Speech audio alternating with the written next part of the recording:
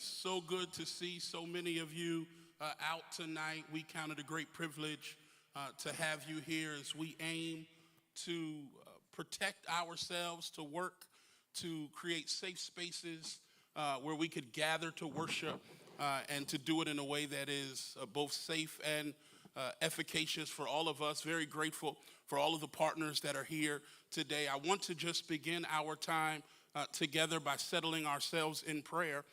And I would ask that those of you who are under the sound of my voice, if you would pause where you are, that we might give honor to the Lord in this moment. Father, thank you for the privileged opportunity that you give us to be a community, to be people who are gathered together under this umbrella of faith-based organizations. And Lord, I pray that you would superintend our conversation, that you would be present with us even as we aim to honor you by caring for our brothers and our sisters.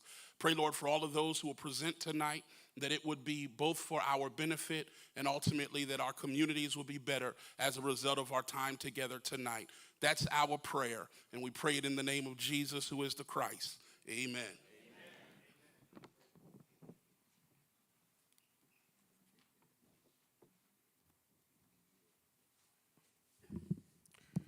Okay, good evening, everybody. My name is Arnold Adams. I'm with the FBI Newark Division. I am the liaison for the FBI.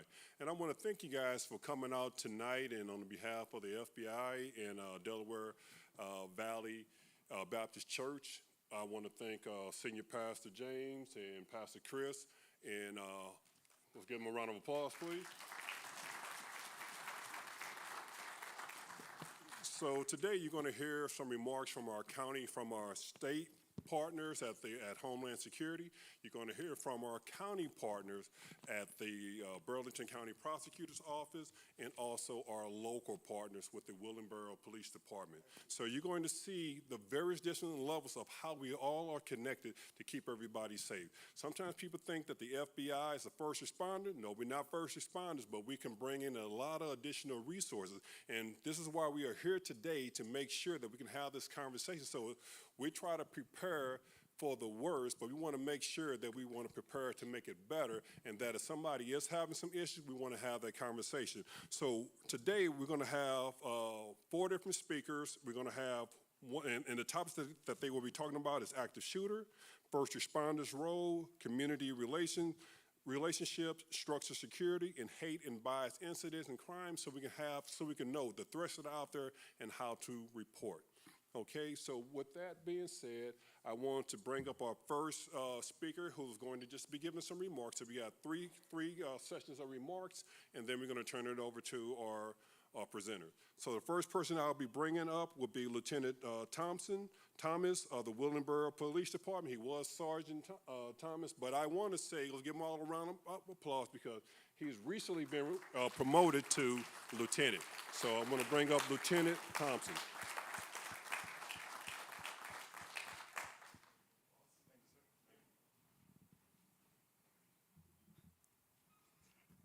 I'm not 6'5". I appreciate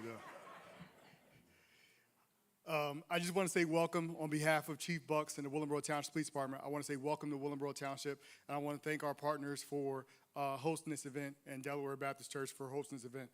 We hope you have a good time and get a lot of different resources that you may need. Thank you. Y'all have a blessed night.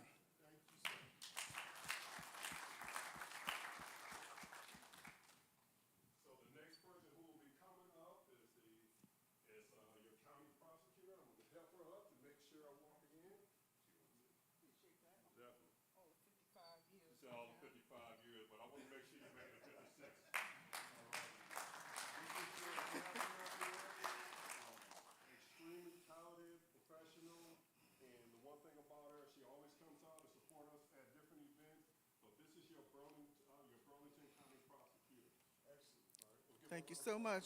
Appreciate you for inviting me out again. I think this is the second time I've come out for this event. It's very worthwhile, and I'm glad to see everyone that we have in here. Before I just do my brief opening remarks before the real experts get up to talk, I do want to publicly congratulate the lieutenant here. I've seen him coming up in Willingboro, and I'm very happy and proud to see him moving upward and onward in Willingboro Township, so congratulations, Lieutenant. And I have never been in this church before, so as I was sitting and waiting for my turn to speak, I was like, well, where's the pastor? I said, I can't come in the man's house without meeting him and shaking his hand and everything. So thank you so much, Pastor, for hosting here. And again, good evening to everyone and welcome to everyone. Thank you for being here tonight and having me here tonight. Again, my name is Lucia Bradshaw, and I'm the Burlington County Prosecutor. I just want to say that it is a privilege to be the host county for this event, and I'm thankful to the FBI and to the New Jersey Office of Homeland Security and Preparedness for coming to Burlington County to host this event and facilitating this very important conversation about how to better protect our churches, synagogues, mosques, as well as, and I have to admit in all candor that I just learned the gurdwaras for the Indian culture that we actually have here in Burlington County, so I get educated and edified every day too because I just learned that. And so welcome to them if we have anyone here from the Gurdwaras. But unfortunately, we're here for a reason, because random acts of violence have become nearly an everyday occurrence. And on a daily basis, I'm involved in discussions with fellow law enforcement officers about how to better protect citizens. And it is a challenging undertaking because law enforcement typically is geared to responding to crimes in progress, and violent acts are nearly impossible to predict. But we're alerted typically once a crime has been committed, and we send in our first responders in an attempt to minimize damage, to restore order, and our detectives come out and they work the case, and in appropriate circumstances, they'll charge people when it's warranted, and that's typically our process. So with that in mind, I'm always encouraged whenever an opportunity is presented that helps us to attempt to prevent bad deeds before they occur. And that's why I'm honored to introduce this program tonight, because it does just that. It provides very detailed information and guidance about how to protect your organizations and minimize the possibility of someone targeting you and being successful in that endeavor. During our 2024 year in this country, there were more than 400 incidents of hostility reported against houses of worship. These incidents included threats, vandalism, arson, and gun-related events, and it's unfathomable to consider that a religious organization of any kind, which encourages people to have faith, to believe in a higher power, encourages others to do better and be better, would be the target of such evil behavior. But it continues to occur despite our efforts. There are incidents that I wanted to just very briefly highlight that may be referred to this evening. The Annunciation Catholic Church in Minneapolis, Minnesota, in August of 2025, mass shooting at a Catholic school during Mass killed 2 children and 18 other people, and the perpetrator died by suicide. Richmond Road Baptist Church in Lexington, Kentucky, this year of 2025 in July.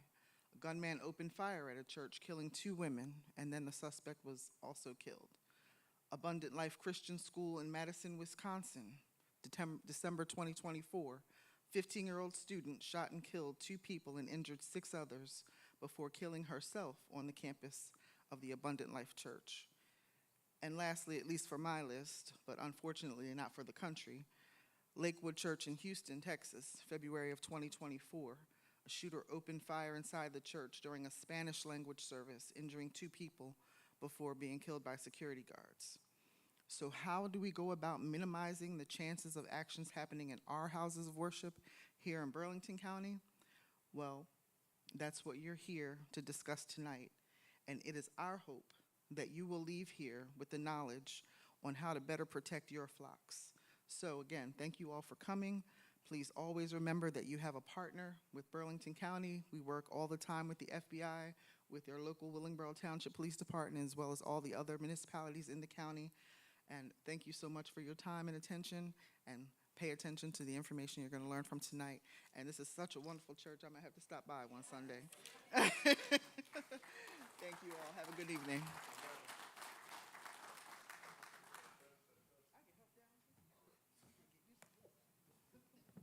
Not on.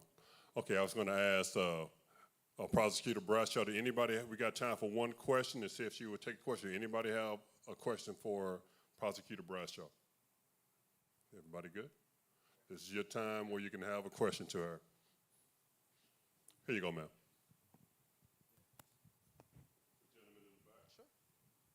Yeah, just one question. Has there been any reports of any incidents here in the Burlington County area as it relates to active shooter or any incidences of that nature here in Burlington County? Not during my tenure. I've been in office since 2022. We've not had any active shooter involvement or incidents in houses of worship that have come through our office. We have had other incidents of vandalism, hate speech, what we refer to as bias incidents, but nothing that comes even remotely close to some of the incidents that I referred to where someone was really harmed seriously or killed.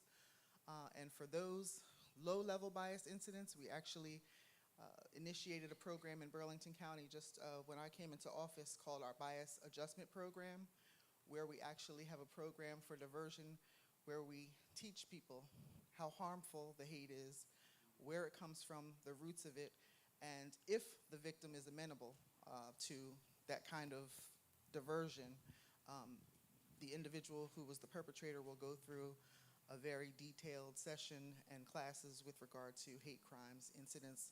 Some people don't even realize the hate behind the words and things that they do. It's learned behavior that they really don't understand or comprehend. We're not naive enough to think that we'll change people's minds all the time, or change their hearts, but the hope is that we will at least change the behavior in a community and how they treat one another. With that being said, does ethnic intimidation also fall under the category of hate and bias incidents? So a bias incident, there's a difference between a bias incident and a bias crime. A bias crime can be virtually any crime that is motivated by hate, and that would be an indictable crime. What we're focused at with the Bias Adjustment Program are more low-level incidents of hate that can really develop into more intense or violent behaviors. So the Bias Adjustment Program primarily handles bias incidents that are not crimes. Bias crimes, such as what you referred to, are charged, indicted, and prosecuted. Okay. So that will be the final question. Let's give Prosecutor Marshall.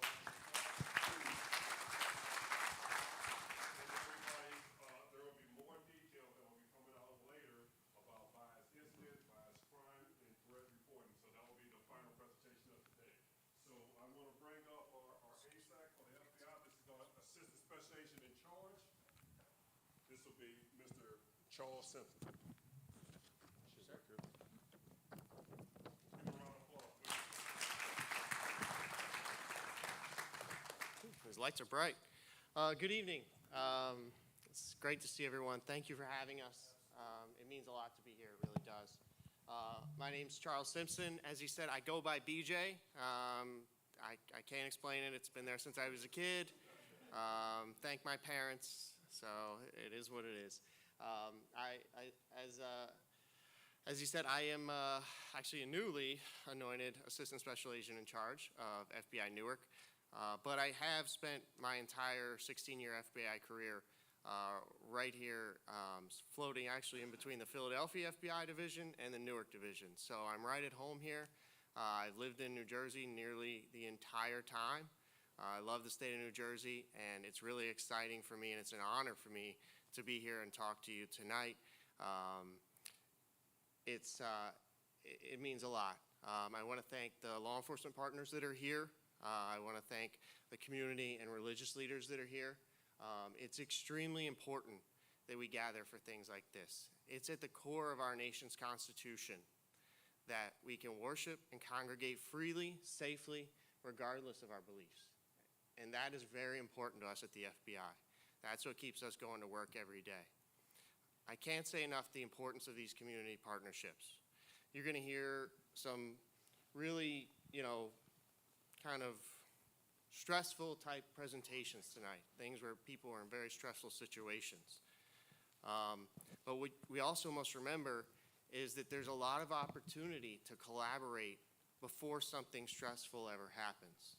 The one thing I've learned in law enforcement is waiting until there's a crisis to form a bond and form a relationship with a law enforcement partner or a community partner is the hardest thing to do. So what we're doing here tonight is a great opportunity. We're getting together, we're meeting each other, we're shaking hands, and we're forming a bond where we can go to each other, share information, and maybe we can prevent something really bad from happening. I would go on to say that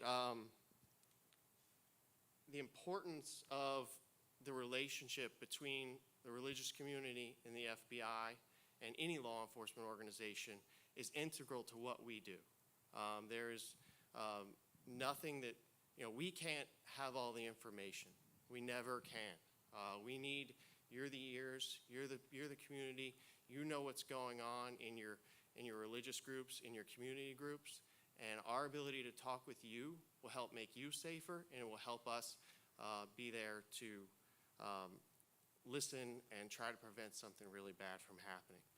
I am certainly not an expert. You're going to hear from some experts tonight in active shooter and bias crimes, and I can tell you that I'm very appreciative of them for being here. I've spent most of my career investigating gangs and cartels, and but it is an honor for me to be here and represent the FBI executive management.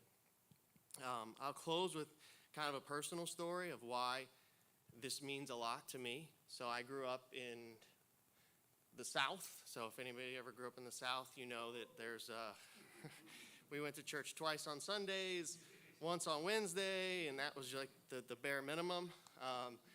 But I came from a law enforcement family, and my dad was in the sheriff's department for 30 years. His last 10, he was the sheriff. And I remember, I was probably a teenager, so he was, at that time, he was probably the sheriff, I guess. And I was at church one Sunday, and like people were kind of like talking with my dad and laughing, and I guess he had been directing traffic at a funeral service outside of a church, and he was wearing aviators, and one of his lenses fell out, and he didn't realize it. And he directed the entire like funeral traffic with like one lens in his aviators. But anyways, at the time, I was like, I didn't really pay a lot of attention to what he did for a living, but I asked him, I was like, you're the sheriff. I was like, why are you out there directing traffic? And he said, and I remember him telling me, he's like, it's important that they know that I'm there, that they know as a law enforcement officer that I'm there and they see me and that I'm going to be there for them. So I take that to my career, and I take that to the FBI. We're here for you, and we look forward to tonight. So have a great night. Thank you.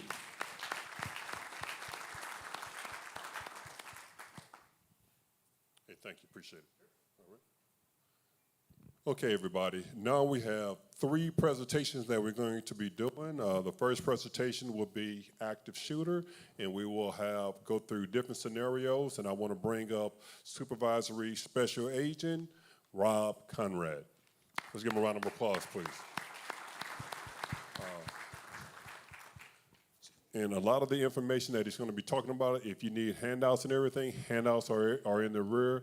But I also want to ask everybody if you could turn your phones to turn your ringer off, but you can take can they take certain pictures or of the information? Yeah. Okay. And everything else so far as the information, if you need to have additional conversation with the FBI, Willingboro Police Department, or representatives from the Burlington County Prosecutors, you can contact me and I will make sure that this information is passed on if you need to have a separate conversation. Thank you. Rob, floor is yours. Thank you.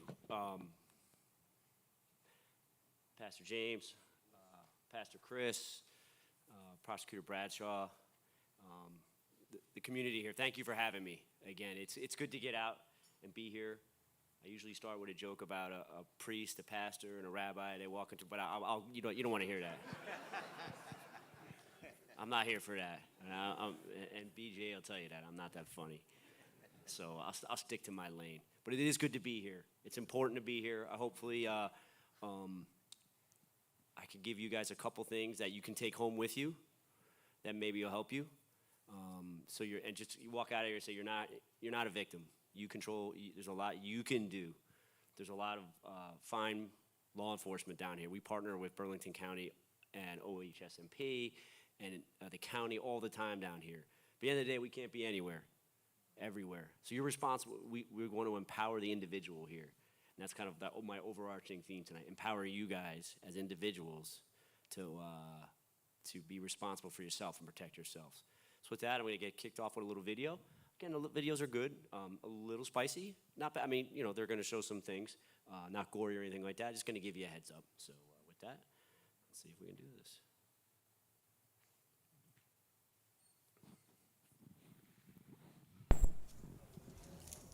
Hi, can I get you started with drinks? Oh, sorry, I gotta take this. We'll need a minute. It's here with Sadie. Yeah, by the bar. That's fine. Back up! You can't be here anymore! Get out of my face, What, man. you think I'm afraid of you? Get off! 911, there's a evidence. If you were caught in an active shooter event, what would you do? Know how to survive. Okay, that's just, again, a little bit of a kickoff to my presentation here. Kind of set the tone, like, hey, this is serious. So prevention and preparedness is what I'm going to go through. And these are the four steps I'm going to go through tonight. Understanding the threat, prevention, preparation, and then practice. And again, this is all empowering the individual here, you guys all here, and in your families and your friends to help yourselves.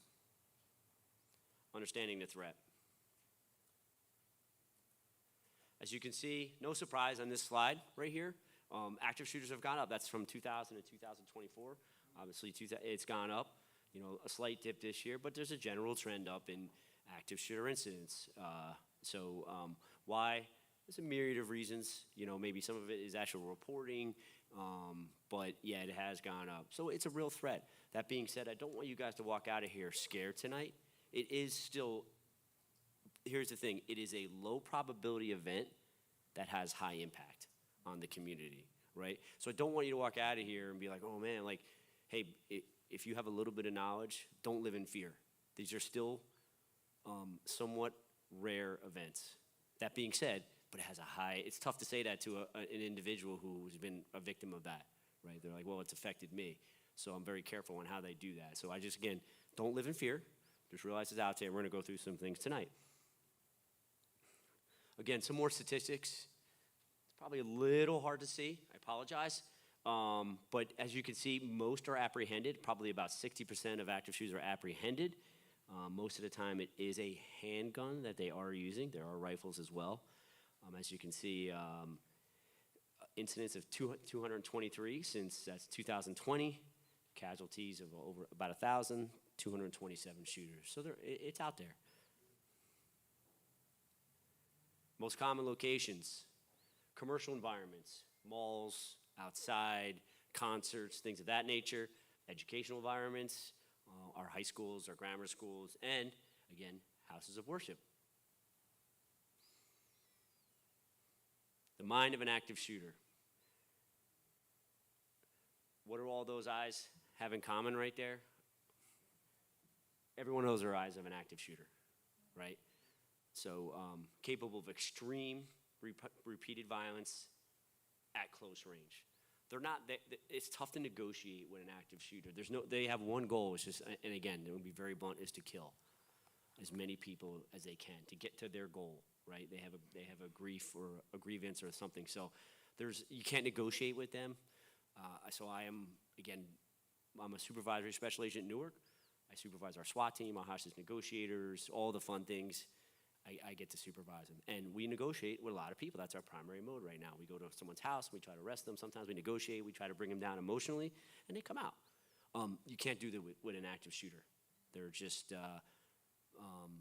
sociopathical, I guess, and so you can't do that. But really, violence at close range. And there's no real reason. I can negotiate with a bank robber. I can negotiate with someone who's going to do some prison time. I can't negotiate with people like this. Lacks human compassion. I kind of just said that, right? There is no human compassion. They do not value life of the people they're going after. Sometimes for them, it's just a numbers game. As many as I can kill, or I'm just here to based on a personal grievance. Head count, not hostages. Again, my team cannot negotiate with these individuals. They don't care who you are. You're not looked at as a person. You're looked at as a body. And they won't show mercy, right? So that's what we're up against. Again, this is what you're up against when you see a lot of these active shooters. And those are the eyes, again, every one of those sets of eyes right there is that of an active shooter. They are intelligent. Don't sleep on them. Again, they do a lot of planning, unfortunately. Like, again, you'll see active shooters, they do plan. They will do surveillance. If it's a place of an educational institution, they will do operational surveillance on it. So they're not dumb people. They do plan all the time from the statistics we've seen. Highly motivated for the wrong reasons, right? They're highly motivated for hate. Again, a personal grievance, someone did, offended them, or something happened, or, as you can see, if it's political or something like that, but their motivation is high. They're dedicated to this. Well armed, well prepared, whether, they're getting access to weapons, and again, sometimes they're practicing. And here's the kind of the theme of the night. The attacker has a plan to you. When you walked into this place tonight, did you notice where the exits were? Right? There's an exit there, there's an exit there. Someone came in. Listen, there's a lot of law enforcement here tonight. This is a good place to be, right? I'll tell you what, I'm running away. I'm going to go look at my boss. He's going to handle the business. And Arnie's 6'5". Have you seen Arnie? I mean, come on, man. But we look at the exits when I go to the movie. And it's not being, like, there's a line of being a little bit, like, weird about it. Like, you're running around all the time. But, like, hey, when you come in here, hey, there's the exit. There's the exit. There's an exit back there. So, hey, if someone come in there, you know what that takes? That takes 10 seconds. Just a little mental preparation that you can do. You've already made yourself a little bit better. Just that much. Athletes do it. They mentally prepare. Everyone sees basketball players. The mental game is huge in athletics and the military and law enforcement. So if you come in, you just say, oh, there's the exit. It's cool. If something happened, someone came in that back door, I can run that way, okay? Or again, if I have a person in a wheelchair right there, if I'm responsible for that person, where can I take them if I have to, right? That's something we have to consider. Or maybe they can get out on their own. So these are all little plans like that we have to think about. So pre-attack indicators. Again, these are not all inclusive, and nothing is going to surprise you here. There's no like, oh man, this is some whiz-bang answer. Again, not everyone exhibits these. These are just some common ones that we're seeing. And you're going to see them, you're like, yeah.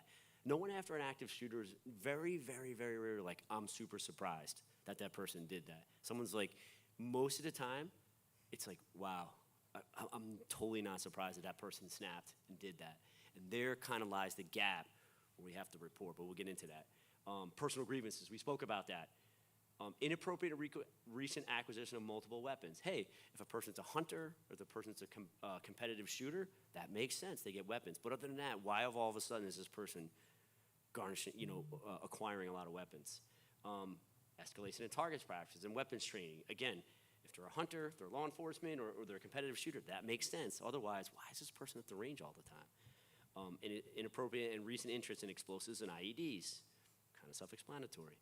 Fascination with previous active shootings or mass attacks. Honestly, it all started with Columbine.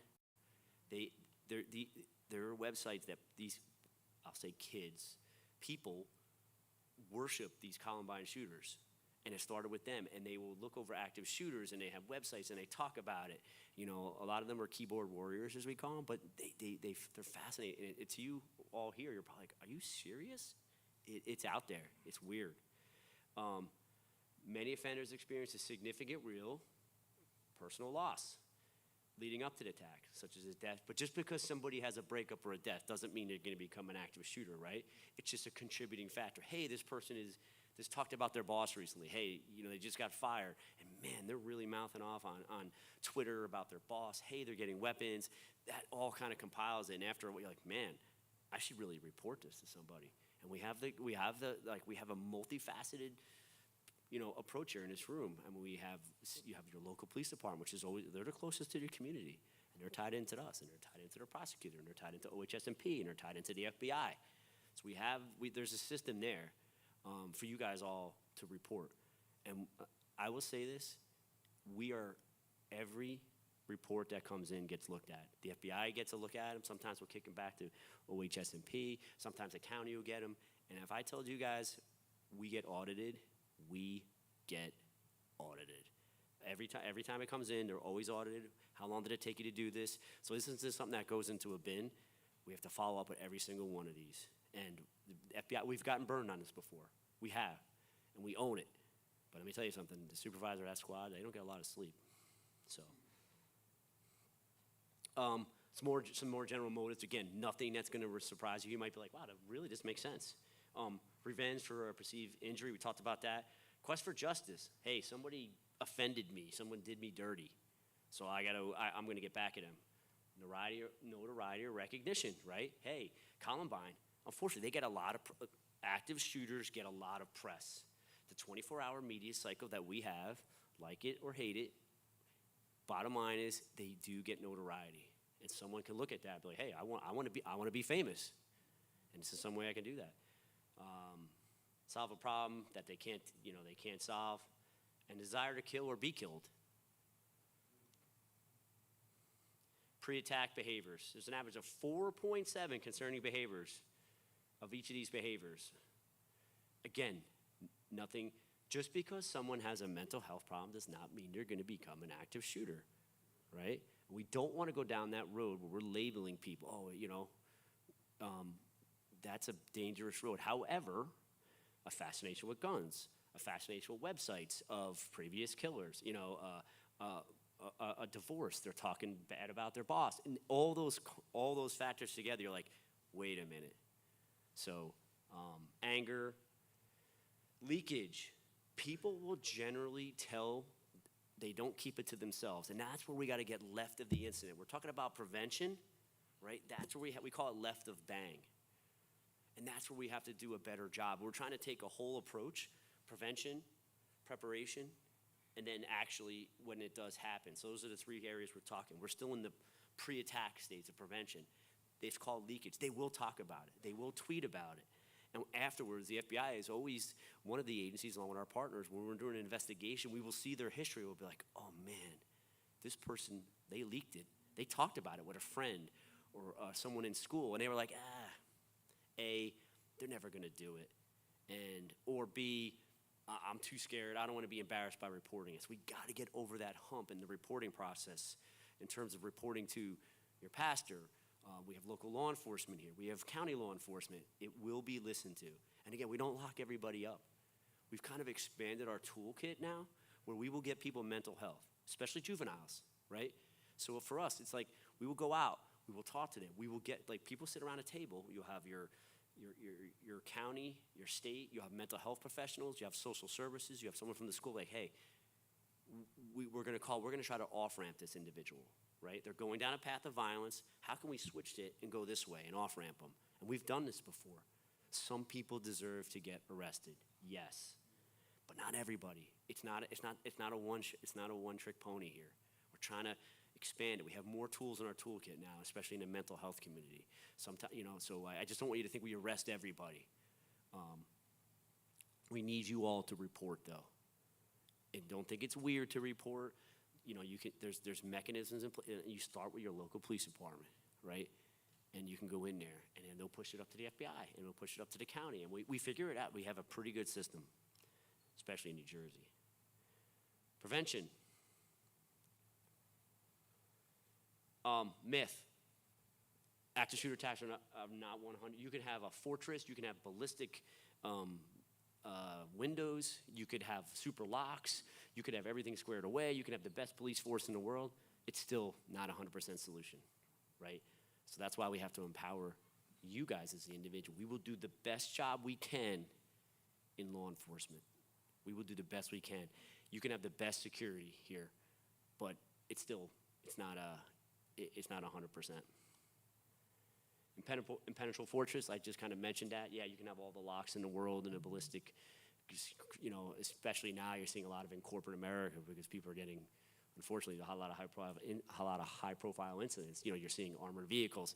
It's still, where there's a will, there's a way. Sandy Hook in Connecticut, what was that, 2013 or 5? It's been a while. The individual shot. They had a school, was locked down, did everything right. The individual took a rifle and shot through the glass, and they did everything right. Nothing can be done. That's also a myth. You're not a victim. You can empower yourselves. We're going to go over that. But don't live in fear. You live your life. You go about your business. A little smart, a couple tips, you're good to go. Again, see something, say something, right? Right after 9/11, how many times we hear that? And we call these threat assessment teams. We have threat assessment teams in a school. If an individual acts up in a school, we will sit down with that person, a child, and off-ramp them. Even if it's an adult, we will try to off-ramp them. We can't, the FBI, the county, the state, we have a lot of resources. We can't watch people 24/7, right? We can't do that. It's just not, it's not possible. So we have these called threat assessment teams. So again, we will sit down around a table and say, hey, this complaint came in about this individual. What do you think? Well, and the county may call us, hey, what do you think? And we'll call some of our behavioral scientists down in Quantico if the help is called for. We're like, hey, what do you guys think? Well, based on this, we've seen this across the country, and we think we can do this individual to off-ramp them. Threat assessment tools, these are online. You guys can get access to these, easy day. You go on FBI.gov and you put an active shooter. You can see these. These are some of the, our behavioral analysis unit and our violence reduction unit. They do put out publications that you guys can print out, read, download, whatever.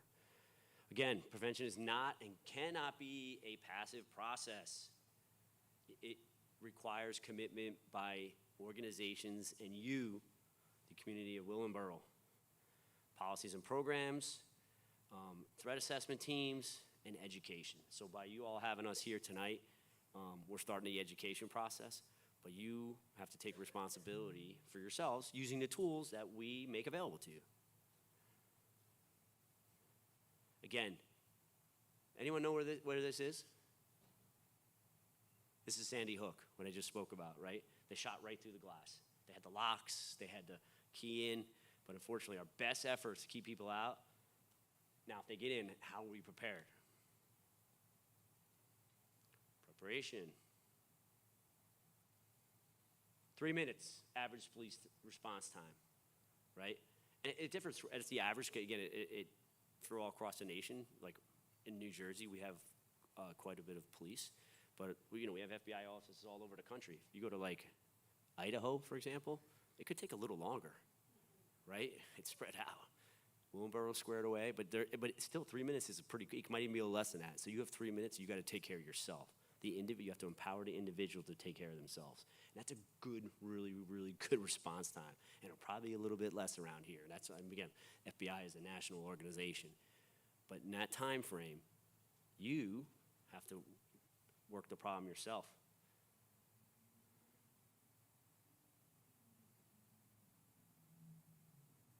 Yep, your actions mean the difference between life and death. It could. Your actions, you. Natural reaction, freeze. We all do this. Whoa.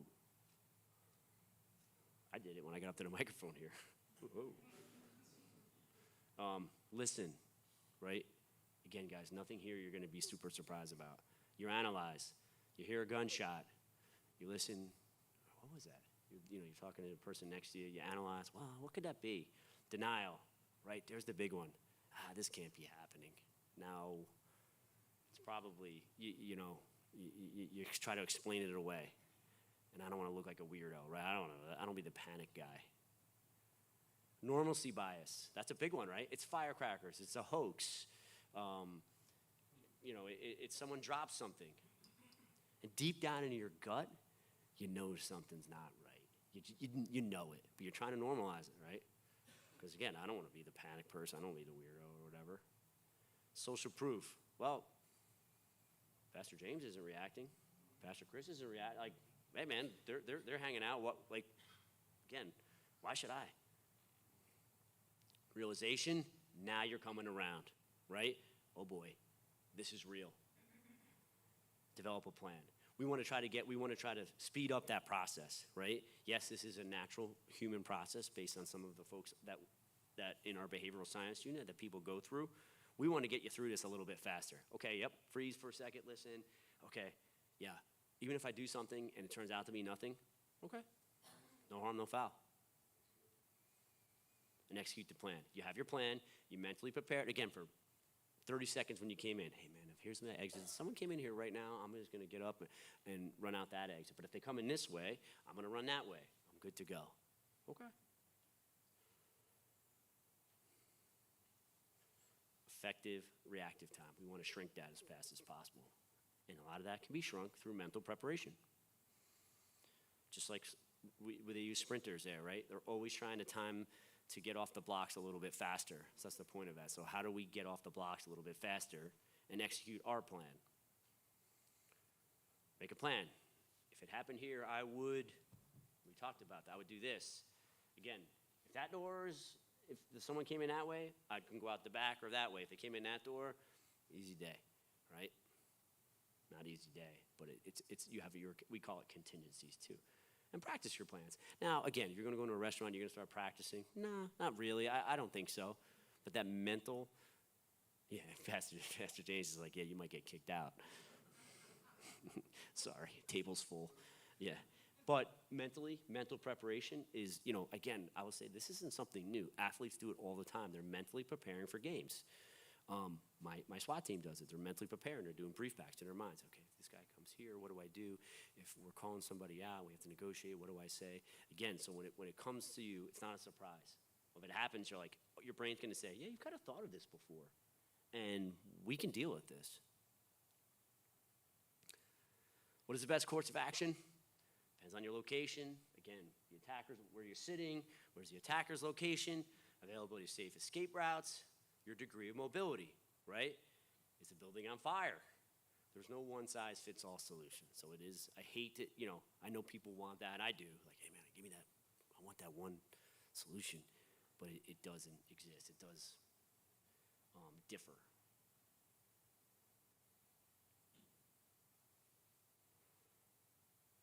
Uh-oh. Sorry about that. There we go. Hi, can I get you started with drinks? Oh, I'm sorry, I gotta take this. We'll need a minute. Stairs. No, I'm good. You hear me? Stop. Hey, you need to back up. You can't be here anymore. Get out of my face, what, man. You think I'm afraid of you? Get off, man. 911, there's a clip.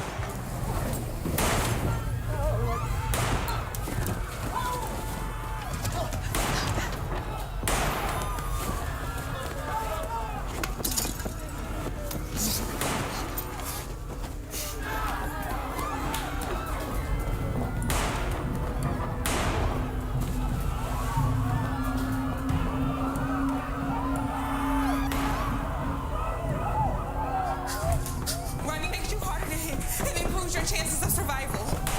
Don't go up here. Police, where is he? By the bar, blue jeans, black shirt. Empty hands up, follow their instructions. I'm in the direct line of fire if I head for either exit, but I have other options to help me survive.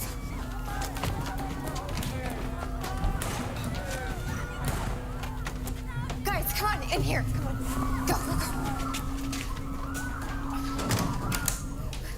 Lock and barricade the door.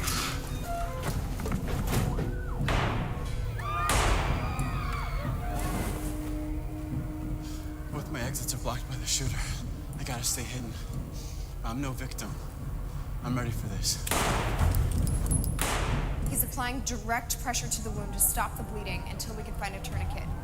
In the meantime, turn off your phones and make a plan to defend yourself.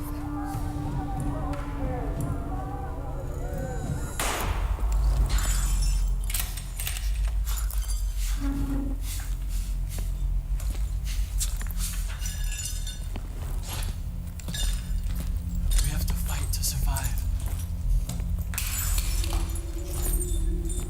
If you control the weapon, you control the shooter. I'll go for the gun. He'll go for his arms. The bartender will go for the head.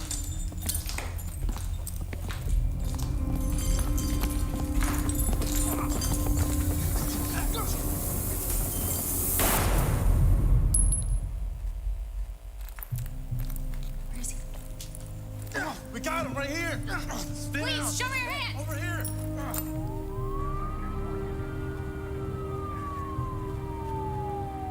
You can survive a mass shooting. if you're prepared.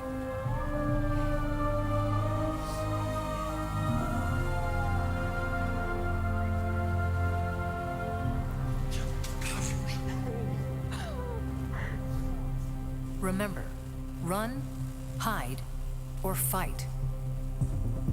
Run. Wherever you go, be aware of alternate exits. Quickly and cautiously evacuate in a direction away from the attacker. Don't hesitate. Seconds matter. Remember windows and emergency exits. Leave belongings behind. Keep your empty hands raised and clearly visible when exiting a building. Follow all instructions from the police. Don't stop until you're sure you've reached a safe location. Hide. If there is no safe escape route, find a good hiding place. Lock and barricade the door. Silence cell phones. Prepare a defense plan. Fight. Fight only as a last resort. Use available objects as improvised weapons. Use teamwork and surprise. A coordinated ambush can incapacitate an attacker. You're fighting for your life. Don't fight fair. Stop the bleed. A victim can die of uncontrolled blood loss in 5 minutes or less.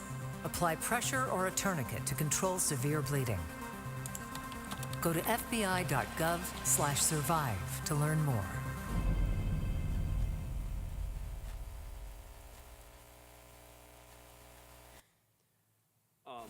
That video, I've seen it a lot, and it still gives me a little chills every time I watch it. So, yeah, it kind of sums it up. So again, run.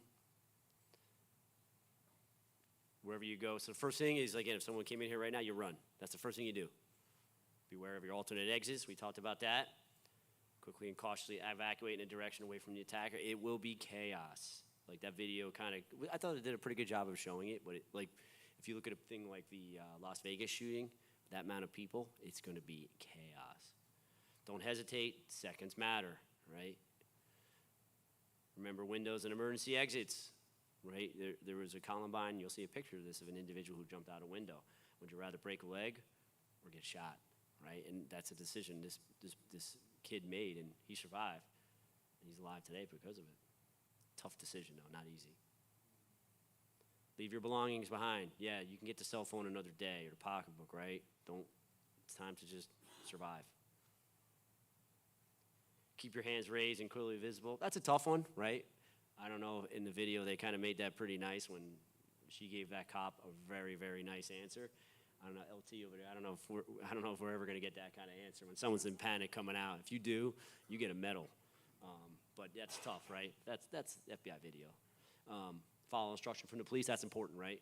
Man, I'm gonna tell you right now, you have police officers that are coming in there, their heart rate's up over 160 beats. They are coming in and don't you think we are scared? We are 100% scared. We're going, and we're trained to do it. We're going towards the fight. That's what you all pay us for. That's what we raise it up to do that. That being said, don't think we're not scared. So we go in there, we get a little short with you. We will apologize later, but at the time, it's only because we're really, really scared. Don't stop until you reach a safe location. Safe location, cover. What does that mean? Brick wall, something that'll stop bullets, right? Police protection, you're running towards a police car, police officers, or access to medical care. Those are the places you want to go. So don't just stop right outside the door, keep running. Again, don't give up till you get to safety. That is a real picture from Columbine. That individual jumped out the window. I think he did twist an ankle, or he got an injury, but guess what? He did survive. He had already gotten shot. Hide. If there's no safe escape route, find a good hiding place. That doesn't mean under your chairs, right? In Virginia Tech, that happened. It's sad to say, and I'm not knocking them, but they just kind of froze and they got under your chairs, like the old nuclear. There's some gray beards in this audience, right? You remember the old nuclear coming under the. But that's not for this. That's not good. Like again, we don't want to become victims. We want to run, get out. Lock and barricade the door if you can. There's no escape route. Someone comes in there. And okay, there's a closet over there. We noticed that. You will lock the door and try to get into a bathroom or something like that. Barricade yourself. Now again, this is an active motion. If you're barricading and all of a sudden the gunfire goes away, then you run again, right? It's not just like, hey, I'm going to lock down. This is a moving and active plan. Silence your cell phones. Again, you're trying to hide, just like in hide and seek. Prepare a defense plan, right? There's the raw truth. That person comes in, what am I prepared to do? What can I use up here? You know, can I use, okay, I got my bag, I got this table. I probably can't lift, that's too heavy for me. Got a microphone pole, whatever you got to do, right? This isn't a fair fight. You're literally fighting for your life. So you think of that person that you want to see again. You put that in your mind, and that person comes through there. You got to do that. And that's very hard, and this is the fighting. Fight only is a last resort. We're not doing that. Again, we'd rather run out the door, avoid the fight. Boom, we're gone. Okay, we can't, all the exits are blocked. We're gonna go through that. We're gonna hide in that door right there. We're gonna barricade it. We're gonna lock down. But that person breaks in that door, we got to be ready to go. I don't care, man, woman, child, doesn't matter. Available objects as weapons. Hope that was cheap booze in that bottle, as opposed to something expensive. But you can use fire extinguishers. Like anything you can think of, you can use as a weapon. Use teamwork and surprise. A coordinated ambush can incapacitate attacker, right? Those 3 guys did it in the video, right? When one of them maybe gets shot, yeah. I mean, but you're just not going to sit back and say, you know, you're not going to be a victim. Again, this comes up a lot, especially at school-age children. Now, there is a difference. School-age children in kindergarten need someone to guide them out, right, or lock down. So there's the difference, right? We get this a lot. Hey, man, like, why does my school do a lockdown? What's the appropriate age where you should start running? That's a tough one, and I don't really have the answer. I think it's a personal decision. But for my daughter, I have a daughter, a 10-year-old daughter. I want her to lock down right now because her teacher is going to guide them, right? They're not capable. High school, yeah, you can run at that point. So this is where we get a lot. Wouldn't it be easier to lock everyone in place? The attack may start inside the room.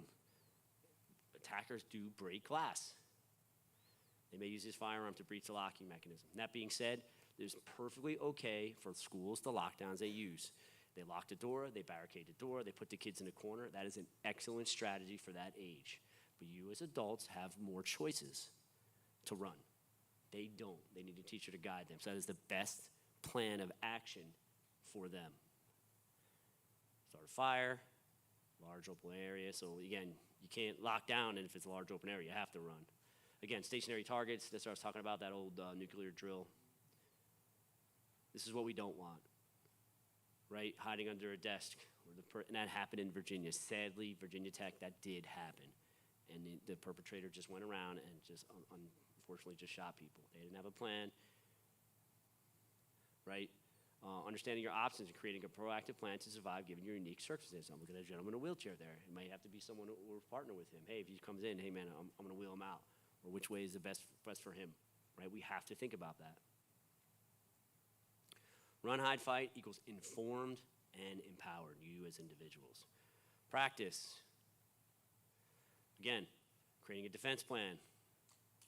I don't know what the heck that thing is. Some kind of like, I don't know what it is, man. I know a fire extinguisher. I still haven't figured out what that thing is, man. Yeah, and the ladies know. That's right. Dudes are like, what? Stop the bleed. Just a little bit more, guys. A victim can die of blood loss, but we can prevent that, all right?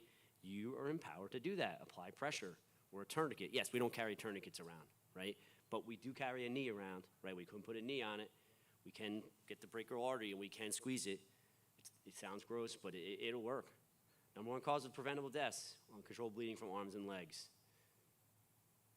You can help there. That means you. Brachial artery, femoral artery in the leg, look at they're putting pressure on it, right? Even if you slow the bleeding, EMS will get there, right? You're extending that person's life. If there is a tourniquet, again, if there's a medical kit here, high, tight, with no bulky items underneath. There's the rescue position.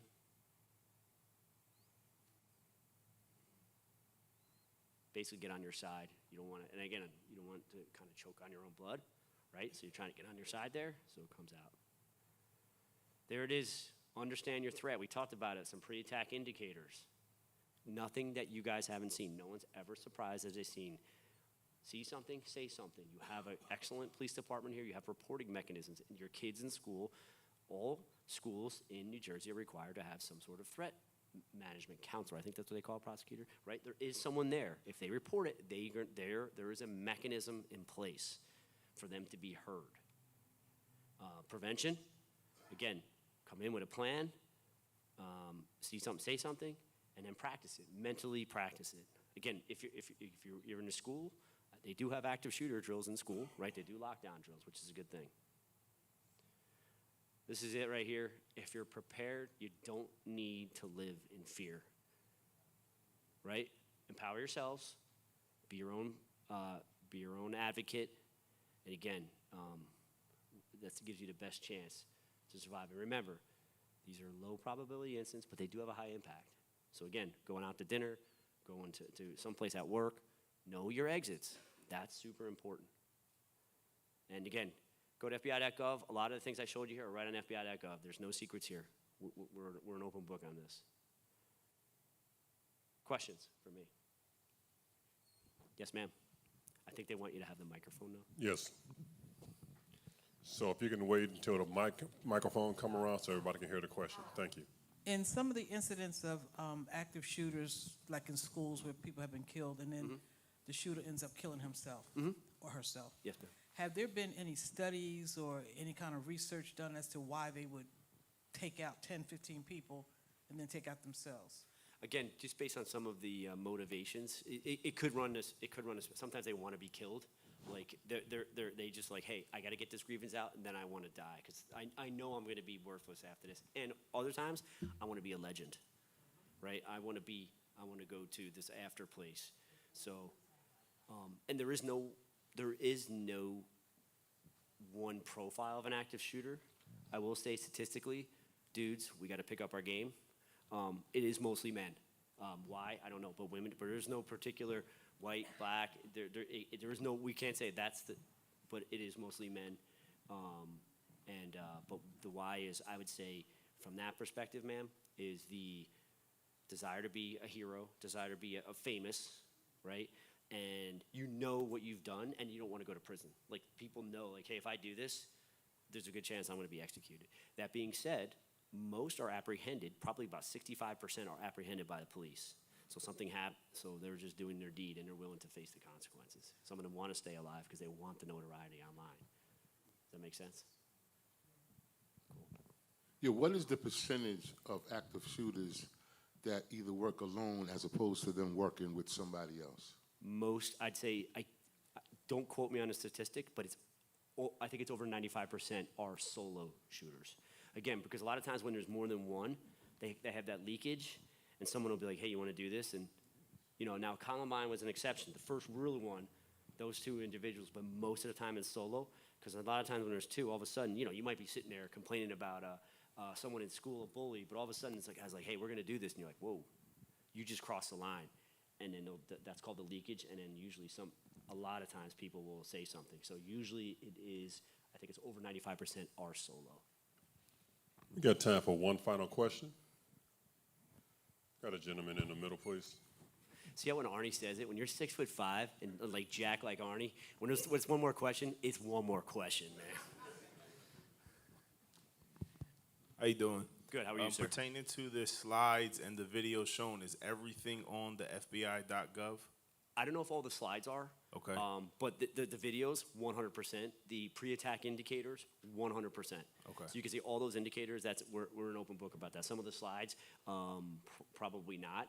But there is a presentation on there. I don't know if it's the exact one, but you'll find a lot of information there. You won't be disappointed when you go on. Okay, thank you. You're welcome. Again, thank you to Pastor James, Pastor Chris, and everyone for having me. Have a good night. Let's give him a round of applause, please.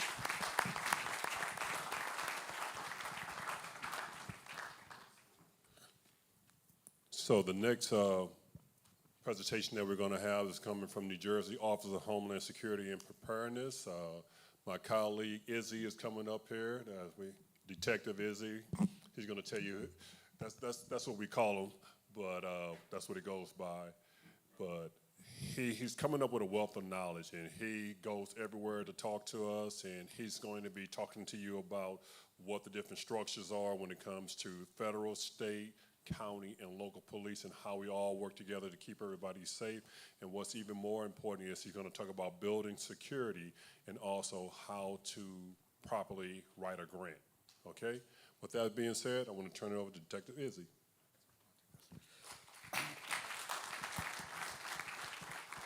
Good afternoon. Good evening now at this point, yes. Good evening. So again, my name is Izzy Chaudhry. I am a detective sergeant with the New Jersey Office of Homeland Security and Preparedness. And I want to thank Pastor here and Pastor Chris over there, Prosecutor. So today, Rob went through an active shooter presentation, outlined what you can do in terms of helping yourself during an active shooter presentation. So what I like to do is talk about some of those resources that are out there for houses of worship. And we do have a very extensive amount of resources, and very collectively. So it's not just the New Jersey Office of Homeland Security Preparedness that's offering all these resources. We collectively very, very well work together from the federal, state, county, and local side. So I want to take a step back, because you've heard a lot today about New Jersey Homeland Security. I want to go over real quickly who we are. So our office started back in 2006 under an executive order by then Governor John Corzine, focusing on two core missions. That's counterterrorism and preparedness. And what I mean by preparedness is emergency planning for both natural and man-made disasters. So as threats evolved, about 10 years ago, we added a third mission, which is cybersecurity. So we actually have one of the first cybersecurity cells in the entire country, known as the New Jersey Cybersecurity Communication Integration Cell. So NJKIC is the only acronym I'm going to use tonight, a little bit long to say. The NJKIC is available to the public. So there's a lot of resources that we have, including cybersecurity, that comes from our office and our partners. So let's talk about these resources. So 2012, as you saw some of the statistics, started to see a huge uprise in violent incidents at houses of worship. So my partner, the late John Page, and I, we actually put together what's known as the Interfaith Advisory Council. And we did that in really going out and really building relationships with the faith-based community, but on a security perspective. But in order to do that, we really had to start to have that dialogue of what are the issues that are going on in the communities across the board here in the state of New Jersey. So we started with a handful of folks, and then 2018 is when then the director at the time asked me to take over the program and really expand it out throughout the state of New Jersey. So we had at that point about 250 members. At this point, in 2025, we have well over 5,500 members across the entire state, 21 counties, covering all the major religious groups. So what do, right? So we meet on a quarterly basis. The Interfaith Advisory Council is chaired by our director, Lori Duran. And we have a meeting coming up, actually November 6th, at the Fire Academy. And then during these meetings, we talk about and discuss what are those threats that are out there? What are those threats when it comes to terrorism threats, whether it's international or domestic terrorism? What are those threats out there in terms of cybersecurity? What type of suspicious activities are we seeing specifically towards houses of worship? We talk about other types of things that are going on in the environment, right, within houses of worship, right? Mental health is a huge issue, so we've had trainings on mental health at these meetings. We've done cybersecurity trainings for houses of worship and partnering up with the FBI and the New Jersey State Police to cover those issues that are going on in houses of worship. Crimes against children, elderly fraud, house of worship fraud. And what are the resources that we have out there, particularly with the FBI and IC3? So now, if there is a major incident, we actually get on the phone and have a conference call outlining that incident. And on that call is the Attorney General for the state of New Jersey, the special agent in charge of the FBI, the U.S. Attorney out of the Newark Division, our director, and the Colonel of the State Police. During this conference, we outline the clearest way of what is actually happening. So kind of overcoming some of that misinformation that's usually out there. But more importantly, what are we doing here collectively from Fed, state, county, and local to protecting and mitigating any threat here in the state of New Jersey? So let's talk about some of those resources. So when I took over in 2018, I really wanted to approach it in a very holistic way. So I know we're going to talk about grants, but it's not just about the grants. It's a lot of other things and a lot of other factors that go into protecting houses of worship. One, as you saw today, you saw an active shooter presentation. So training. So training is very important. Understanding that you do need to help yourself as well, right, before help arrives. So we do have active shooter training. We actually upped that active shooter training to 3 parts now, level 100, 200, 300, covering a lot of aspects of not just active shooter, but various type of threats that are out there. whether it's a knife, a gun, any other types of incidents that are happening, right? And that type of scenario. Rob brought up Stop the Bleed. So outside we have Shira, who actually has been giving out Stop the Bleed kits, right? So last year, our director gave us about $400,000. We were able to purchase 7,200 Stop the Bleed kits and distribute them out to houses of worship for free. Yeah, for free, right? So you can sign up, sign them MOU, you can take those kits home. But it's not just about having those kits. What do? How do you use that, right? So training. We provide training for how to apply the items in that Stop the Bleed kit. So we've teamed up with Hackensack Meridian, Cooper Medical, Robert Wood Johnson, and the EMS Task Force, where these instructors will come out to your house of worship, and it could be at night, it could be during the weekend, to actually train you how to use these items in the Stop the Bleed kit in a practical sense. It's not very complicated, Rob had mentioned. It's not really difficult to use a tourniquet, but they will go through practicals on how to apply a tourniquet, how to put a chest press on. So fast forward, in terms of not just the training, but you have to prepare, right? One of the key points on that presentation that Rob was making was preparing, right? So 2 years ago, Governor Murphy signed a bill called S721, where it requires all houses of worship of 500 or more to have an emergency operation plan. But our argue is that it doesn't matter how big you are, how small you are, it's important to prepare. So we came up with 2 templates. One is for an emergency action plan, which is for an active shooter situation. But then we also have an emergency operation plan template that is all hazard. Fire, medical, active shooter, natural disasters. What do you do when something happens? You have to prepare for it. Again, this is free. Very easy to use. We designed it for folks that do not have a security background, particularly for houses of worship. Drop boxes and fill in the box, right? That's all it is.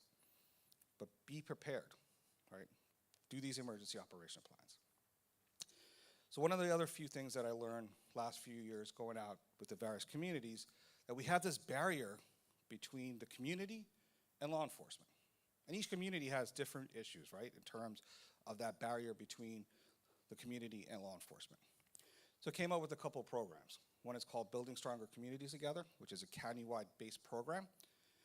And the reason is that I was getting questions about what does law enforcement do? What does the FBI do? What does the state police do? So doing an actual presentation of both federal and state of what these agencies do, their jurisdictions, and how we all work together, right? And that's very important, especially here in New Jersey. You have over 540 municipalities with law enforcement powers, 21 counties, you have the state police, and you have federal agencies. How do we collectively work together? But not only that, bringing in all the law enforcement within these municipalities, within the county, into one place where you have access to talk to people, right? Just because we have a gun and badge doesn't mean we're not part of the community. We are also part of the community. I can tell you there's few people in here that I know, law enforcement, come to church. Okay? They're not officially here on duty. So we are part of the community too. Another program which stems from Coffee with a Cop is something we came up back when myself and a few troopers were assigned down to Joint Base when the Afghan guests came. So when the Afghan guests came here a few years ago, once we ended the war in Afghanistan, we had approximately about 56,000 Afghans come to the United States, various bases throughout the country, about 8. Joint Base, which is not far from here, was one of those locations. We had 16,500 people come through. And when they came through, there was a lot of issues. Cultural barrier, particularly that then translated into actual issues with law enforcement, meaning that back in Afghanistan, there wasn't much law, right? Law enforcement didn't respond. If they responded, basically you had to bribe them to do anything. And this is just reality. And for those who don't know, Afghanistan is made up of a lot of different ethnic groups and kind of just put together with a little glue. Had a lot of issues between the ethnic. So we started to see a lot of simple assaults, a lot of sexual assaults, a lot of domestic violence. Once getting past that and getting to understand that here in the United States, that does not fly, we actually were able to sit down with them over a cup of chai. So chai is tea in the South Asian region. And just talking.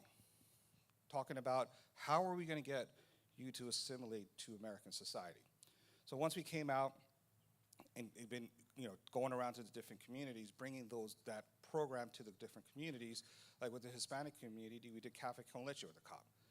A lot of times, particularly in certain underserved communities, they don't have access to the law enforcement or are afraid to talk to law enforcement. But underserved communities also have issues, right? We had a individual, just a story, his Hispanic, undocumented, his son, 18-year-old son committed suicide. And he just wanted some of his items back.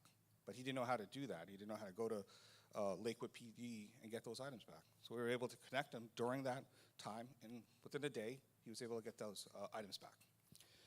So some of the other things. I know Vernon's going to talk about hate crimes at the federal level, but partnering up with the Attorney General's Office, the Division of Criminal Justice, and Division on Civil Rights, came up with the program talking, and I know the prosecutor discussed it very briefly, but going into depth.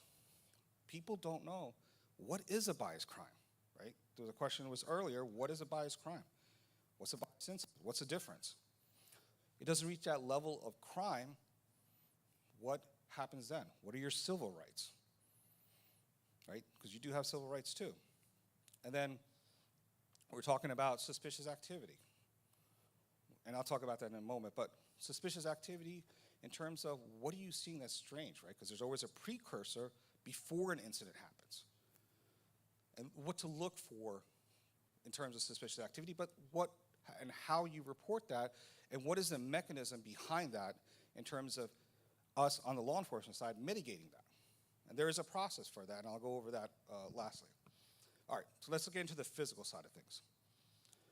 Something we offer is getting a site assessment done, a vulnerability risk assessment, VRA. It is done by people who are certified professionals. They will come into your house of worship, walk through with you, and provide you with all the security gaps in your location. And not only do that, give you a full report. This report can be 40 to 100 pages, outlining all your security gaps, but not only that, but giving you mitigation with best practices, right? And some of them are low cost or no cost, and Rob made a great point, right? We're not trying to get you to come out of here in fear. Houses of worship are known to be welcoming. But that doesn't mean you put yourself in danger because all the things that are going on out there, right? And it's not just about active shooter in terms of terrorism. We have a huge mental health issue, right? We have other issues in terms of even internally. A lot of times when an incident happens, it's a domestic issue. So it doesn't matter how we set those things up. Learn about where your weaknesses are in your house of worship. For example, do you need every door open? You don't, right? Those are some of the things that are in those reports, which are low cost, no cost, but what happens when there is a cost? So our office administers 2 grants. They're both nonprofit security grant programs. The first one is a state, New Jersey, nonprofit security grant program. It's called the NJNSGP. The state government, we allocated $10 million to that particular grant in the last couple of years. So what does that cover? We have 2 portions of that. One is target hardening. So these are expensive equipment like your door, your locks, your windows, camera systems, panic alarms, entry systems, fencing, lighting, bollards, right? These are very expensive items. $100,000 for target hardening equipment. Security personnel, $20,000, meaning that you can supplement your security and hire either extra duty law enforcement, which I highly suggest if you do that, or private security. You could apply for both target hardening and security personnel, but you prioritize, if you're awarded both, which one do you want? Now, not only that, if you have a church in 3 different separate addresses, you can apply within the 501(c) the 3 addresses. So it's not $100,000 at that point, it is $300,000. Okay, so what are the requirements? Very easy. 501(c), meaning you are a designated nonprofit location. 2, that site assessment I was just referring to. Very easy to do. You can reach out to me, and it doesn't matter where in the state, we'll get you that site assessment. The third is a UEI number, which replaces a SAM DUNS number. You go on sam.gov and just apply. It should only take a few hours or a day or so, and you'll have that number. Now, all these requirements also are the same for the federal grant, which is the Nonprofit Security Grant Program. That is part of a larger national pot. Same thing, 501(c), site assessment, UEI. What does it cover? It covers all this target hardening equipment: doors, locks, windows, camera systems, lighting, fencing, all of it's under that. The difference with that in terms of security personnel is this. You could do 50% for target hardening and 50% for security personnel. Now, if you have not received a grant, I would seriously focus on getting target hardening equipment first before you dive into the security personnel side of things. Things are very expensive. These equipments are very, very expensive, and especially the rate of with the tariffs and everything else gone, that stuff is going up higher. So I know 150,000 sounds a lot, 100,000 sounds a lot. That money goes very quickly, especially if you have a larger facility.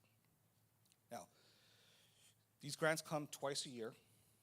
The federal grant is usually in the spring, March, April or so, and the state grant, last couple years, we've been launching it on July 15th and close it September 15th.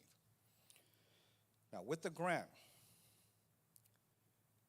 please understand these are very, very competitive grants. You have to do your homework. They're terrorism-based grants. You have to do your homework. So when you go on our website, njohsp.gov, click on the grants. We have all the resources available, including a 20-minute video. You can go check anytime. It will go and show you the process of writing the grant application. And what I mean by these are terrorism-based grants, it's not about the crime, it's not about the vandalism, it's not about the traffic, it's about the threat coming from terrorism perspective. Do not think the prosecutor went over a whole bunch of incidents that have happened over the years. It happens. Every community has a threat. Though we've seen a dive in international terrorism, right, because the fight was over there, that doesn't mean that doesn't exist anymore. Domestic terrorism is on the rise, and Vernon's going to go through some of those things in terms of hate crimes and then how it translates into terrorism in a sense, right? Domestic terrorism is on the rise, right? Biggest threat is this: homegrown violent extremists, racially and religiously motivated. The biggest threat to the United States and to the state of New Jersey is homegrown violent extremists, racially and religiously motivated. That's how you write the grant. Every community, you can Google it, it's all there. You could use the bias reports from the state of New Jersey, they're available. FBI has the hate crimes incidents, they're available. There's incidents everywhere across the nation and here even in the state of New Jersey. Do not think things do not happen in the state of New Jersey. The difference is we're prepared a lot more and we do a lot of preventive mitigation. So on that note, I'll transition to what we were talking about earlier, suspicious activity. So going into law enforcement structure here, right? 540 municipalities, 21 counties, you have the state agencies, and then you have the federal agency. So you report a suspicious activity, right? What happens?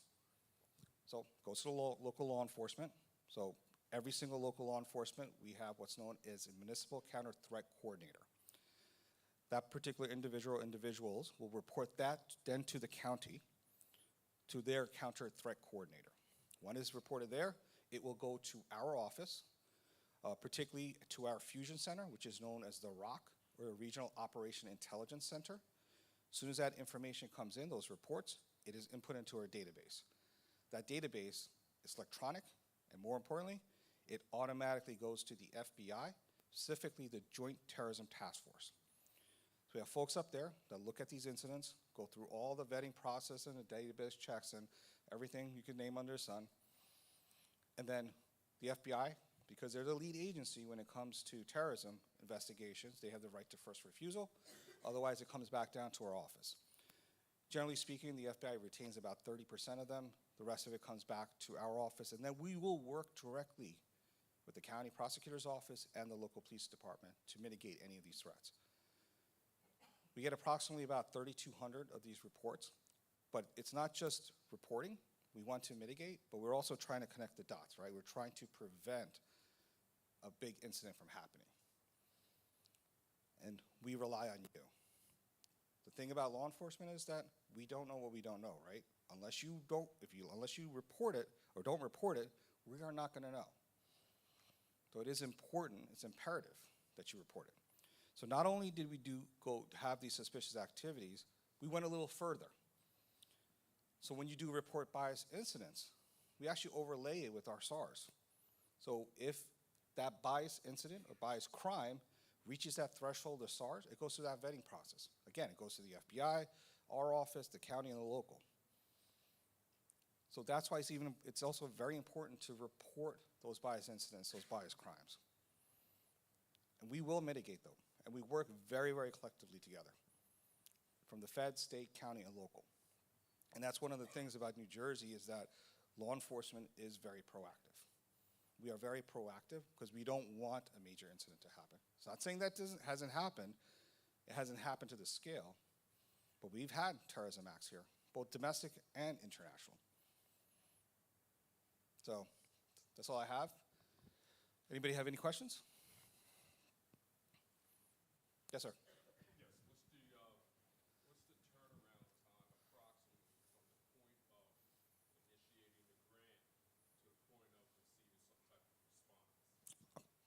So do you want to repeat the question, or would you like me to repeat it? So the question was, what's the turnaround time once submitting the application to actually getting the award? So generally speaking, say for the state grant, it closed on September 15th.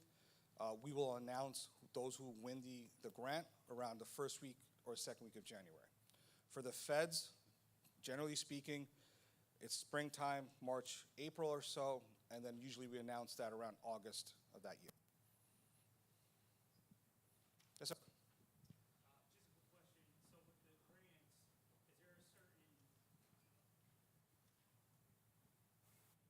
With the grants, are there certain infrastructure requirements that houses of worship need to have on the back end? What do you mean So you're saying that, you can give us funds for doing the doors and doing different things. Are there certain infrastructure, network things that we need to have in place? Like cyber?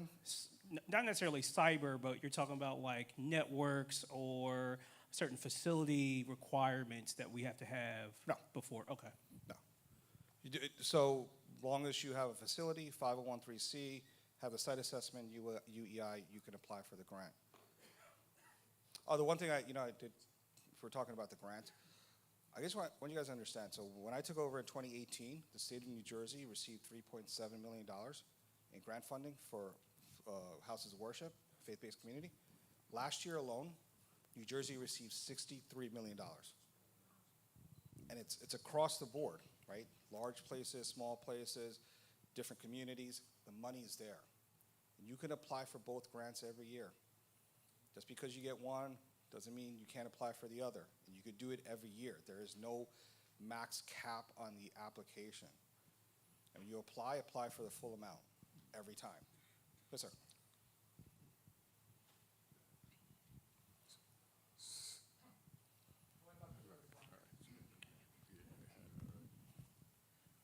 Yes, sir.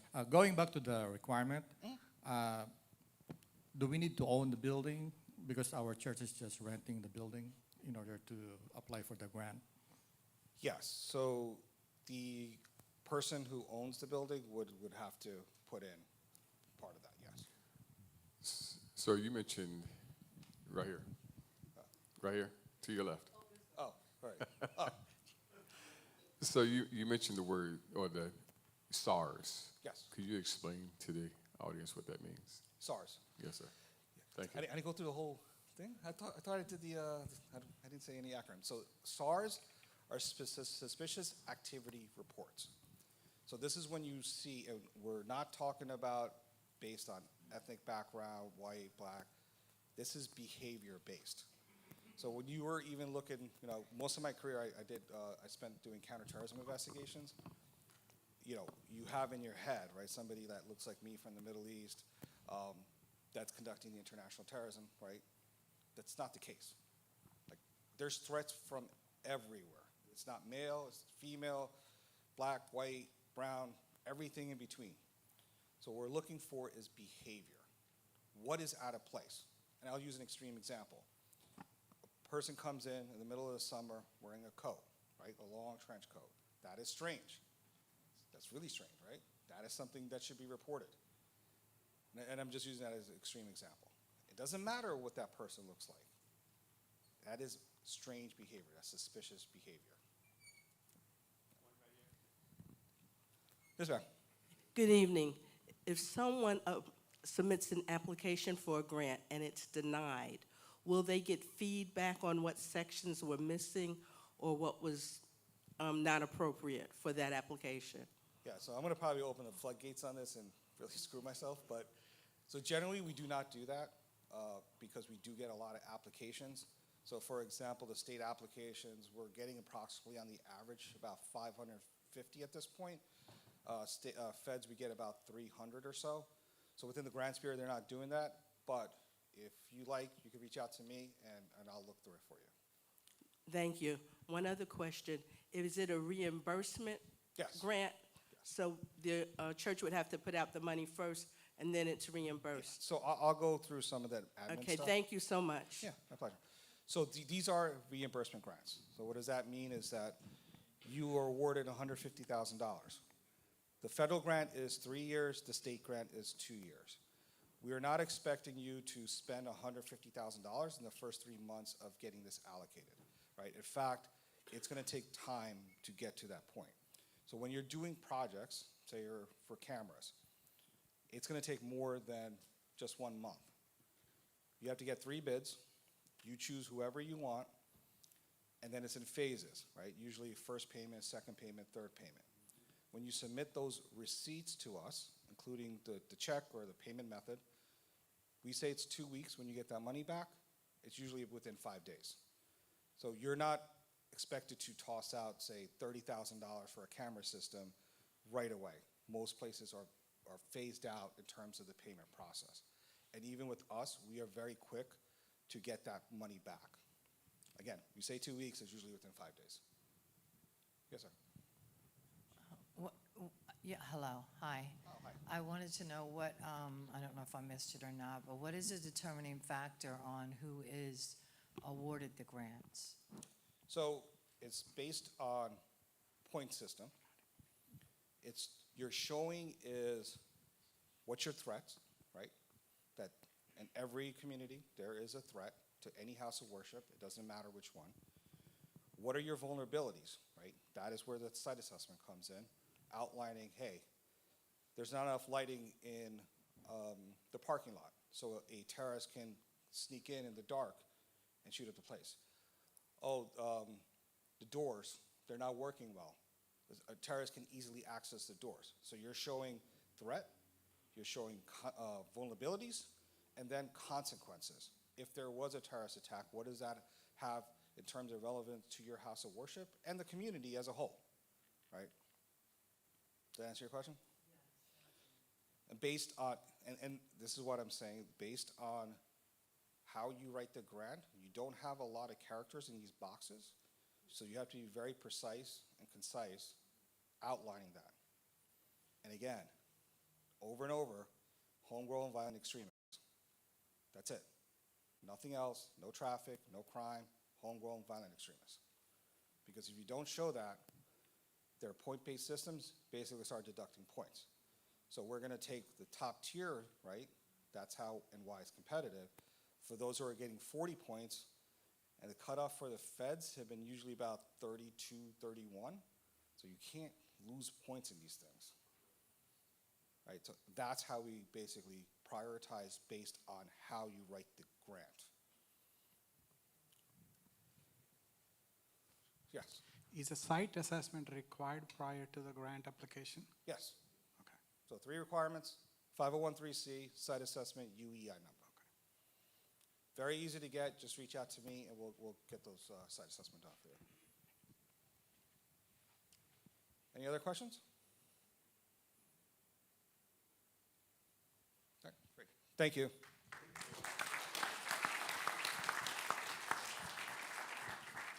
Okay, thank you, everybody. So while we make our final transition to our final presenter, I want to say, give the audience thanks because you guys have come up with some tremendous questions, and together we collectively will keep everybody safe and as a community, and also just influence everybody to work together to communicate, because I know we always talk about what people are doing wrong and what we can do, but also preventative is bringing those folks into the fold. When you see somebody's acting up or somebody you know that's not doing the proper thing and is about to make a negative choice, that's when, more than ever, we need to bring those people into the fold and invite them out, show them a great place like this, let them find a new church home, a new community, let them do something with law enforcement. Even if it's somebody who has did some negative stuff in the past, I'm like, hey, why don't you tell your story? Share your story with these young men and ladies out there so they won't make some of the same negative decisions, because everybody has something to offer, okay? And just understand that nobody's perfect and we all have a lot of growing to do. And I know Miss Prosecutor Bradshaw about to step out of here, but as always, thank you so much, ma'am, for being so gracious. Here you go, ma'am. So while I saw this opportunity, while the next presenter is setting up, I feel like I would be remiss if I had this audience and did not mention a couple of things that has absolutely nothing to do with the presentation, but I want to get this information out to you because we're talking a little bit about mental health and those kind of issues up here too. And mental health has been the gaping hole in law enforcement where we have failed miserably historically. And right now, we have mental health diversion courts that are coming to Burlington County within the next year. We also have a program called Arrive Together that is currently being implemented. So we were just talking about suspicious activity reports and things of that nature. If you are observing or seeing someone that you believe has a mental health issue, exhibiting suspicious activity, you feel like they are a threat to themselves or others, please report it to your local police. Because as the lieutenant here knows, we have been implementing Arrive Together, which is a program where CIT trained, which is crisis intervention trained officers, and all of them in Burlington County are currently being trained for crisis intervention for mental health emergencies. So a trained mental health professional will respond along with local police officers for individuals who are having mental health crises, and the mental health individuals will take the lead on those calls and follow up with treatment, medication monitoring, opportunities to get them housing, other assistance. So I just want everybody to know that because it is a new program that's just being implemented, and I think that those resources should be getting out to the community. There was also a reference with regard to people needing second chances. We are having an expungement clinic, our 5th annual in Burlington County, one location here in Willingboro at the community center on October 23rd. Follow our Facebook page in the event that there is anyone you know who needs a second chance, who has low-level nonviolent offenses, who needs that record expunged. There are wraparound services that will be available there as well. Again, follow our Facebook page and you'll see all the information for it. I gotta get home for dinner. How are y'all? So just to, if I may get 2 seconds, just to continue to highlight that, people always talk about it's a lot of events and they don't know about them. Every Saturday at the station, on behalf of the Burlington County Prosecutor's Office, we have someone that comes in and is willing to sit with a person. It's called Straight to Treatment. If you know someone dealing with different drug abuse or alcohol abuse, things of that nature, there's someone that they will directly take them. We will check them to make sure they don't have any wants and warrants, and we'll try to help them out, deal with that. Additionally, as far as school, we mentioned school. Thank you for, I don't know where he went to, Detective Sergeant, but as far as our school systems, the main reason why New Jersey Homeland Security gets SARS reports is coming from local police departments, right? So if a student makes a threat in the school, even if they're upset, even if sometimes they're singing they're quote unquote singing lyrics or something in that capacity, the school notifies us. We then take a report and we are submitting that information to Homeland Security. So that aspect of see something, say something is really, really, really important. The second thing is, if your child is in school, I was a juvenile officer at one point. Every school district in the state of New Jersey is required to have what's called HIB, harassment, intimidation, bullying form. If you Google your school district and you are able to find that HIB, you can go ahead and submit that information. That also will come to us as well if the child is being bullied or harassed at school and things like that. The school investigates it, but they also notify us, and we can push that information to SARS or through a SARS report, and ultimately be able to prevent some of these situations before they even happen. So many different resources that are out there. Again, you can also follow our Facebook page or on our website, or maybe come to different events, and you'll be able to find some different services that we offer as far as Willingboro Township. Additionally, if you are if you do have a church or a worship service, a worship center in Willingboro, please get that information to us as far as emergency contact, stuff like that. Our officers are constantly doing property checks. We'll come out, we do property checks around the building, or just make sure, even if you're having Bible study and you're like, hey, look, I don't want to go outside late at night, or a cleaning service, something like that late at night, you can always call our desk, and we will have an officer come out, escort, or oversee while you are exiting the building. So whatever different services or things you may need, if you call us, we'll probably can get it done. All right? No problem.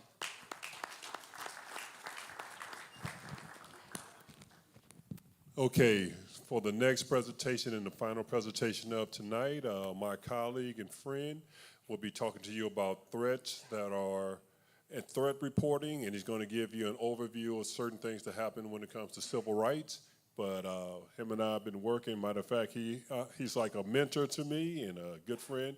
But he's going to be telling you about certain things that have happened nationally, what has been happening locally, and some of the accomplishments that he has done with the threats to make everybody safe and how to report. But I want to introduce you guys to Special Agent Vernon Addison. Vernon, the floor is yours.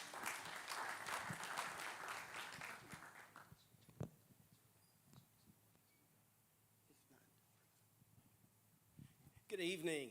Good evening. I am so happy to be here. I didn't think I was going to have this issue. The issue is I wear glasses now for reading, and I'm trying to read my PowerPoint. At the same time, I'm trying to see you guys.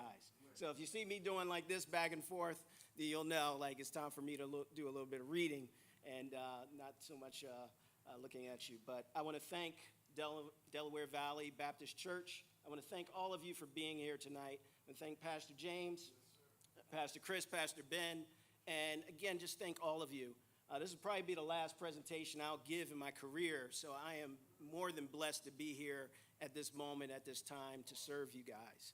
So today we're going to have our presentation from the Civil Rights Unit of the FBI. It's called United Against Hate, because we're here to be united, because we can deal with this. We can get through this if we're united. And so that's why I'm so grateful for so many denominations being here tonight. So we're going to talk about identifying, reporting, and preventing hate crimes. We're going to give you an overview of some hate crime statutes. So I'm just going to ask one of my colleagues, Brooke, if you guys have not gotten one of the sheets that had the hate crime statutes on it, you're going to need that. This is going to be interactive tonight. There are going to be some scenarios and some things that we're going to go through that you're going to have to give some input back to me so we can work through it together. So if you didn't get that blue sheet, look through the packet. If you got some handouts, just look through it and see if you got one with our federal hate crime statutes on it. And this presentation is going to be brought from a federal perspective. And so when we go through some of the scenarios, you might be saying, well, that seems like it's a crime. And it very well may be a state crime, but we're looking at it from a federal perspective. So I want you to understand that as we go through this.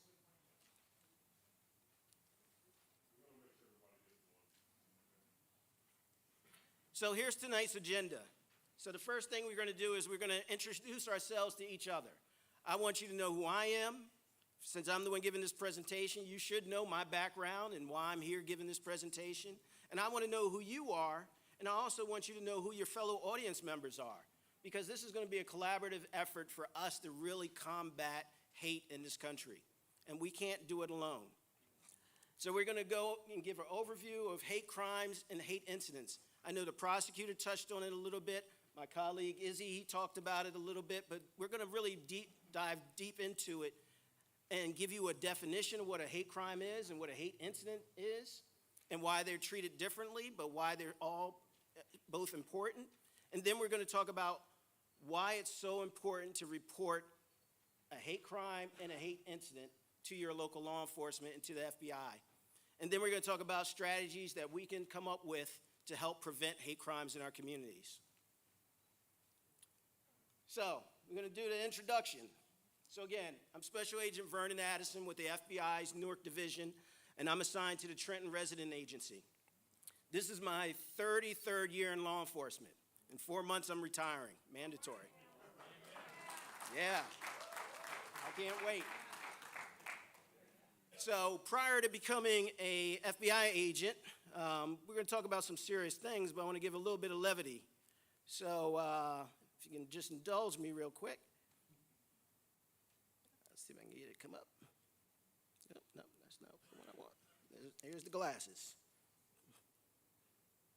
So, prior to becoming an FBI agent in 1995, I was a police officer outside of Philadelphia, where I was born and raised, in Abington Township, Pennsylvania. And I did that for 3 years before I joined the FBI. I put this up, normally I do this presentation with law enforcement, with community, but part of my responsibilities is also to investigate law enforcement for color law violations. That's part of our civil rights program. But what I really want you to know and what I wanted them to know and why I bring this and put this up is the personal message I had when I started law enforcement. Communication is a key in life. Effective communication skills can help solve any problem and help attain any goal. That was my motto when I started in 1992. It's still my motto in 2025. And so I'm here to communicate with you, to listen to you and hear your concerns and help develop plans and strategies so how we can all deal with the issues around civil rights. So one of the things I had the pleasure of doing when I was a police officer was locking my keys in my car after I pulled somebody over at a 7-Eleven. And so at 5 o'clock in the morning, I pulled somebody over, got out, got their information, and then realized I locked myself out of the police car. So it's one of those things where the person that came to help me get my car open decided he wanted to take pictures instead. And so here are just some of the pictures that he took while I was standing outside trying to not be too embarrassed by being locked out of my car. So I just, again, that's a little bit about my background. I've been with the FBI for 30 years now. It's coming to a close. I never thought I would be working civil rights investigations, frankly. I started out working fugitive investigations, and then I went on to work bank robberies and gangs. And then sometimes God has a plan for you. It wasn't a plan I had, but I ended up working civil rights in 2024. And since then, I've had the pleasure of working civil rights investigations for the state of New Jersey. So now I want to get to know who you are as I look for my cursor with my glasses. Yes, sir. Oh, okay. All right. So I'm sitting here talking. No wonder y'all weren't reacting. Nobody was saying anything. Come on, y'all gotta help me out here. You're just gonna let the FBI agent flop, huh? All right, so I don't know why it's not coming up on your screen. Maybe Pastor Ben can help me out on that. But let me see.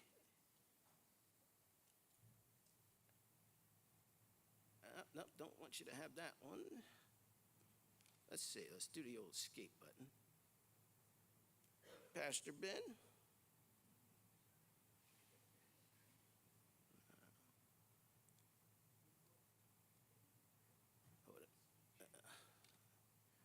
Unplug for a second just to,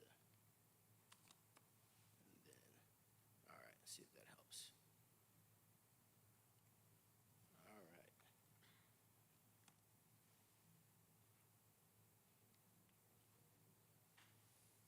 Nope, don't want that up. Hold on.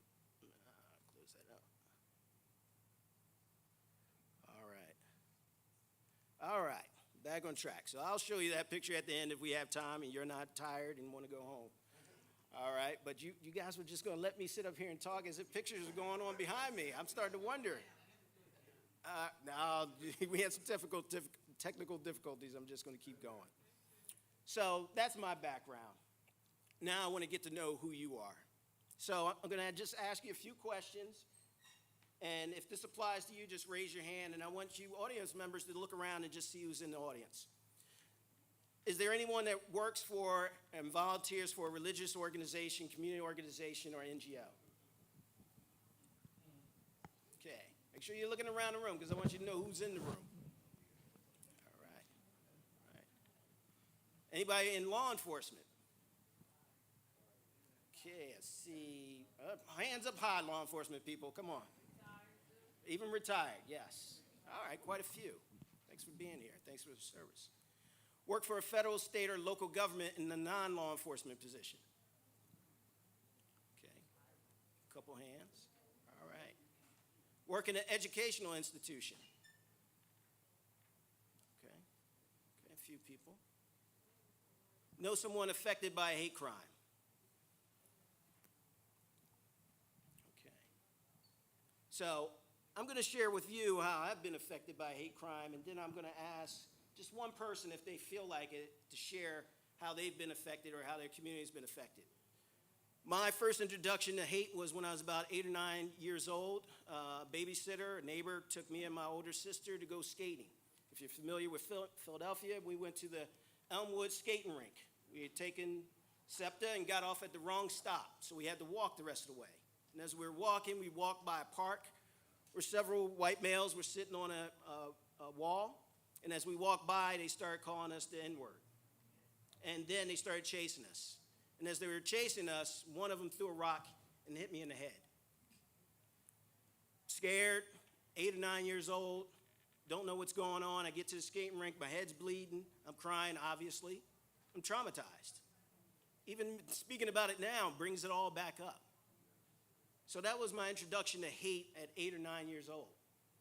A couple years ago, I was about to try a police chief in Burlington County for the second time for a hate crime and a color law violation. And then a white supremacist decided that he wanted to write an article about me. Then another white supremacist picked up that article and he expounded on it and said, why is this N-word still alive? So that was the last time I've been confronted with hate. And the first time was when I was a young boy. So I'm going to just ask one person who's brave enough to tell their story to take a few minutes to just talk about their introduction to hate, if there's anybody. Sir in the back.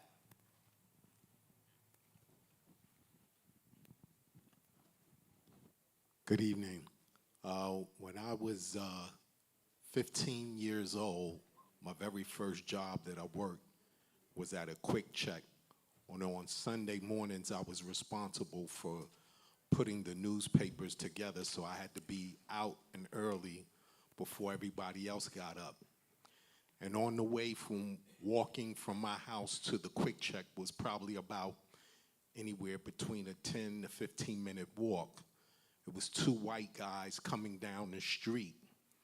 And because the neighborhood at that particular time, which was in Maplewood, New Jersey, which is in Essex County, just northwest of Newark, and it was predominantly white neighborhood, to them, I didn't belong in that neighborhood. And one of them jumped out the car and, of course, proceeded to calling me the N-word and what are you doing in this neighborhood, and started running after me. And he caught up with me, but mama didn't raise no punk, so I fought back. And he was able to reach down and grab a knife out of his boot. And I didn't have nothing, I didn't have no weapons on me to fight back, so I had to run. Long story short, the police did catch up with them after I gave them a description. Ultimately, all they were charged with, rather than a hate crime or ethnic intimidation, the only thing they were charged with was a $50 disorderly conduct. Okay. Thank you for that. Thank you for being brave enough to tell us that story. It just highlights something for us in law enforcement, that we've had to really train our law enforcement personnel to be able to identify when a hate crime has occurred and to be able to appropriately investigate it and to charge it with our charging partners. On a federal level, it's the U.S. Attorney's Office, but on the state level, your local district attorney's office or prosecutor's office is what we call them in New Jersey. And so we've done a lot of work. I think you can be proud of New Jersey because around the country, since we have an overview of a nationwide perspective, we are doing great things here in New Jersey. Are we at the top that there's nothing more to do? No, we're not there. But we have the statutes in place in New Jersey. We have, obviously, law enforcement that is putting the policies and the procedures in place to try to make us successful in dealing with these issues when they do come up. So the next part that we're going to talk about is just giving you an overview of hate crimes and hate incidents. So when you have that question in your mind, I just reported a hate crime to law enforcement and nothing was done. Well, now we're going to try to parse between what a hate incident is and what a hate crime is. And so I'm going to give you a simple definition. It starts with a hate crime is a crime. It can be arson. It can be murder. It can be assault. It can be terroristic threats on the state level. All right, so it starts with a crime. The next part of that equation to make it a hate crime is it's motivated by a bias that some individual has against a group or a protected class of individuals that are protected by law. So again, we have to start with a crime and then the motivation and what the bias is that that person was motivated to commit that crime. That makes it a hate crime. If you don't have a crime, then you have a hate incident when you have some situation that occurs where there's a bias motivation or a hate motivation, but no crime has occurred, okay? So a hate crime, you have to have a crime to start with, and then you have to have that motivation based on bias against a group. And these are our federally protected classes, okay? These are individuals that are protected by law, federal law. Race, color, national origin, religion. Those were the original protected classes when we look at the statutes that you got handed out that we originally were responsible for protecting. It took probably about 30 years before we got additional protected classes of disability, sexual orientation, sex and gender identity. So if you were disabled and somebody committed a crime against you and it was motivated by a bias against disabled people, whether it was a mental disability or physical disability, and you wanted to report it as a hate crime, federally, we could not charge that person with a crime because we didn't have a statute prior to 2009 that would cover somebody with a disability that was victimized. Familiar status, that goes to the criminal portion of the Fair Housing Act. And so that means that somebody that's in a family with a guardian or a mother or a father and a child, that is the familial status that is covered under the Fair Housing Act. And we'll talk about that a little bit more. But these are your protected classes. And this mirrors what the state of New Jersey also protects. The language may be a little different for gender identity or gender, but it's essentially still the same. And these are our federally protected statutes. I gave you the cheat sheet so I could save some time and not have to go through defining each and every one of them. But our mainstay statute prior to 2009 was violent interference with federally protected activities. That was our federal statute that covered race, color, religion, or national origin. And it covered public accommodations, your right to participate and use public accommodations, your right to vote, your right to be on a jury, your right to employment, your right to an education without interference, without fear. And it covers threats against that interference, against those rights. The Church Arson Act that came about in 1997, there was a rash of church arsons. And so Congress enacted the Church Arson Prevention Act, and how we mainly use that is if somebody defaced this church and put hateful words or just defaced it or broke in and damaged things or stole things, that would be a violation of this act. And that would be what we would use to charge somebody federally for that violation. Our newest statute before 2021 was the Matthew Shepard James Byrd Jr. Hate Crime Prevention Act. And that is now our mainstay, right? Because now it added additional classes of individuals that would be protected by law. And I'll go into that a little bit more later. But we also had a hate crime statute in 1870. So soon after the Civil War ended in 1865, rights were given to freed people. But guess what? The Ku Klux Klan did not want them to have those rights. And so what did they do? They terrorized black families. And what were they terrorizing them about? One of the main reasons was the right to vote. Now that right was given to black men, but it wasn't given to black women. But nonetheless, they terrorized black men and black families to prevent them from voting. And so Congress saw that this was an issue, and they enacted the KKK Act, which morphed in over the years. It's been amended to the Conspiracy Against Rights. And that means if there are two or more people that engage in activity to injure, interfere, intimidate someone in engaging in voting or any other right, then that's a violation. Okay? And the latest one, 2021, the COVID-19 Hate Crimes Act, that is just an expansion. It gives resources, it gives grants to communities to allow them to implement statistical analysis and to actually maintain statistics on hate crimes. It also goes into training and things like that. So it's an enhancement, and it gives money to municipalities and to states that want to enact things that will help with hate crime prevention. Now, this is one of the hate crime statutes that many people don't know about. So in 2008, Congress saw that there was an issue with racially motivated hate crimes that occurred initially it was prior to 1969. And so they asked the Department of Justice and the FBI to investigate those cold cases. And so it's called the Emmett Till Unsolved Civil Rights Crime Act. But prior to that, the FBI started its cold case initiative, where we went and started looking at unsolved murders that were racially motivated.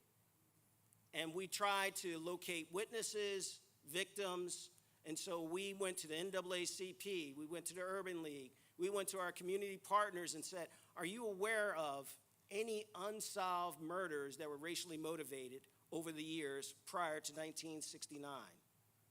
That statute was amended to go up to 1979, so it's still in effect. So any unsolved civil rights crimes from 1979 prior are part of our cold case initiative, are part of our Emmett Till Unsolved Civil Rights Act that we will go in and we will look at those cases and see if we can come up with a prosecution.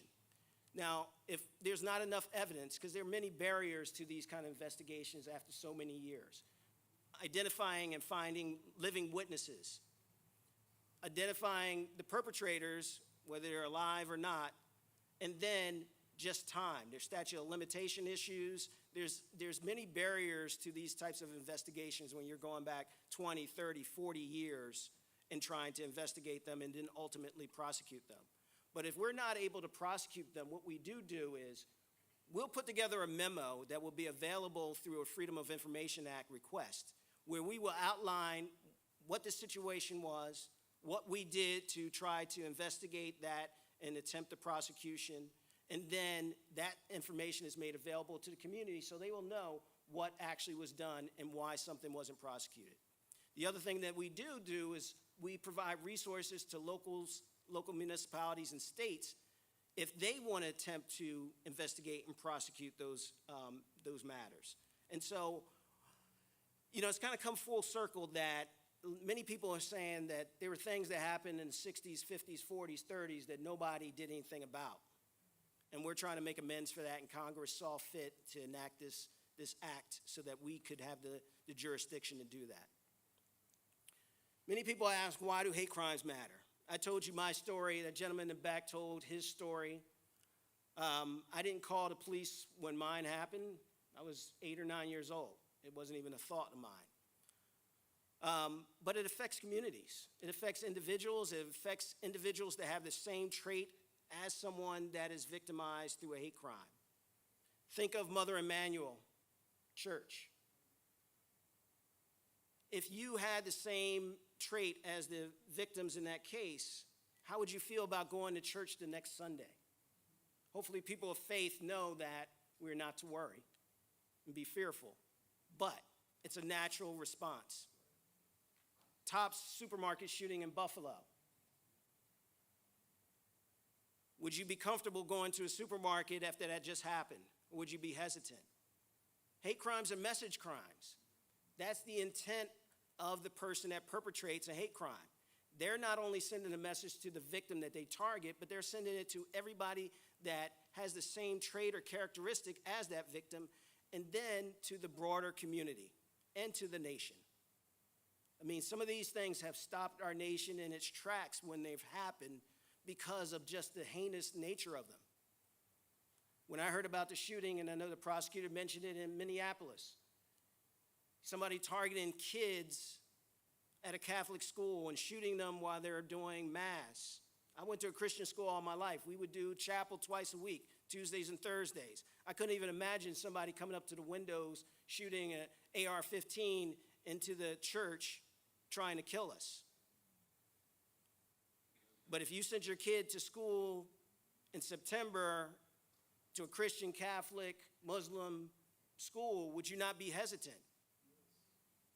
That's what the perpetrator of a hate crime, that's what they want.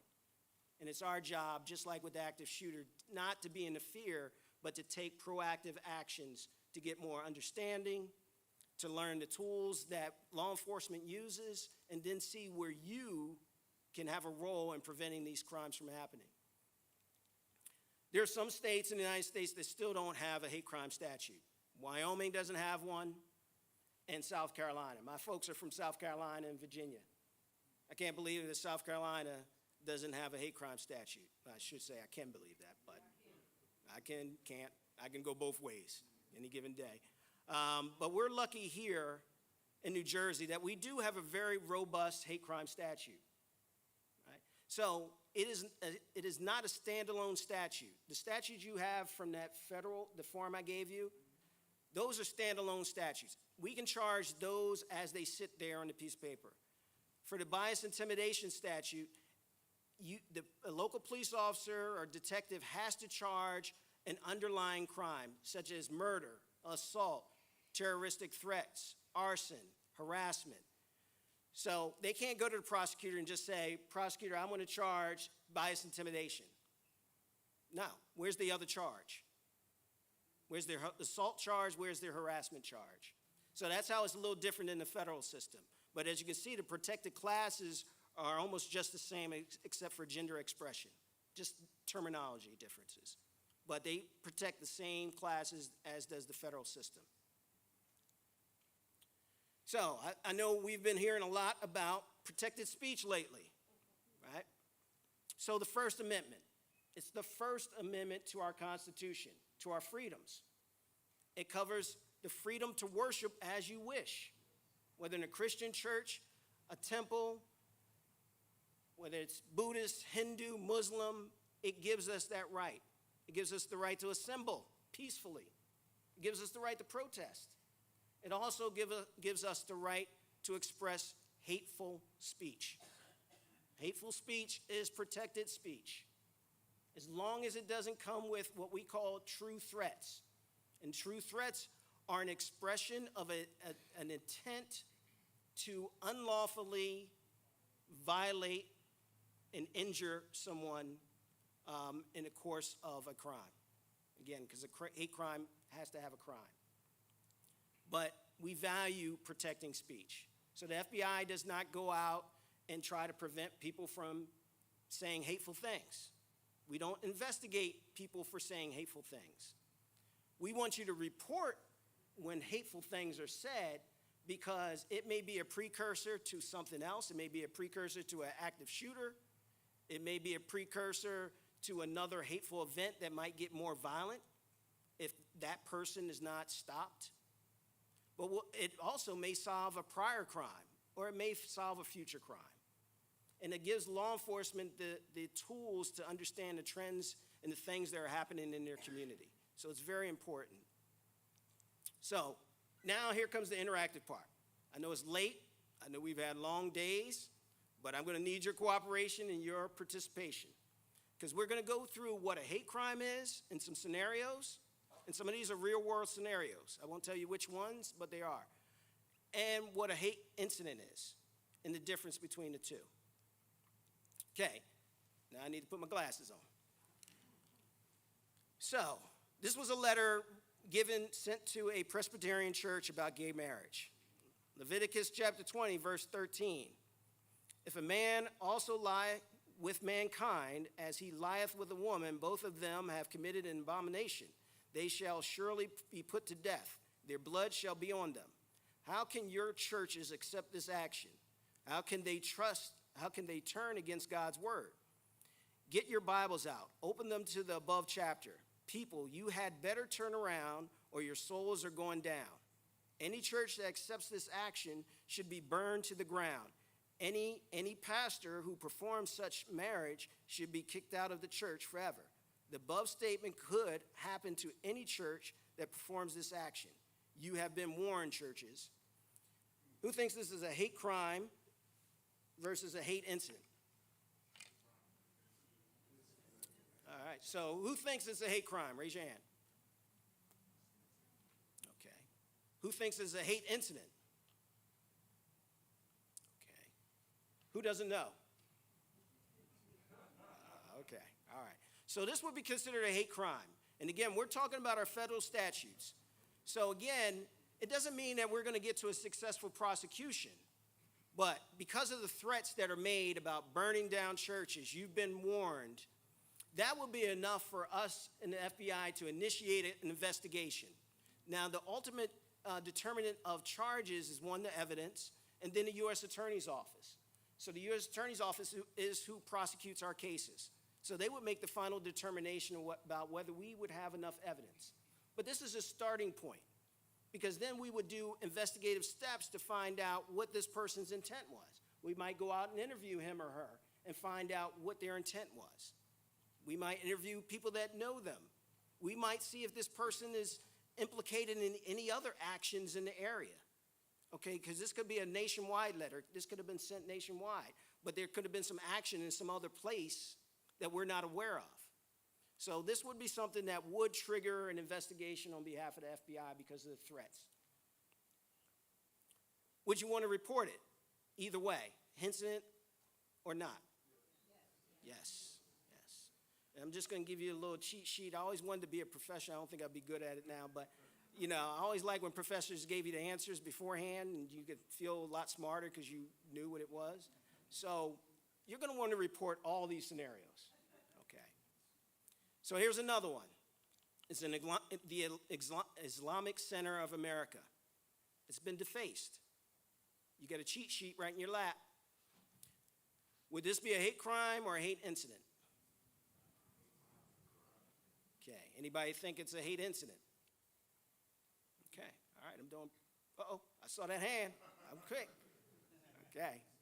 All right. So it is a hate crime. All right. Title 18, U.S. Code 247, which is on your sheet, Church Arson Prevention Act, makes defacing a religious property a crime.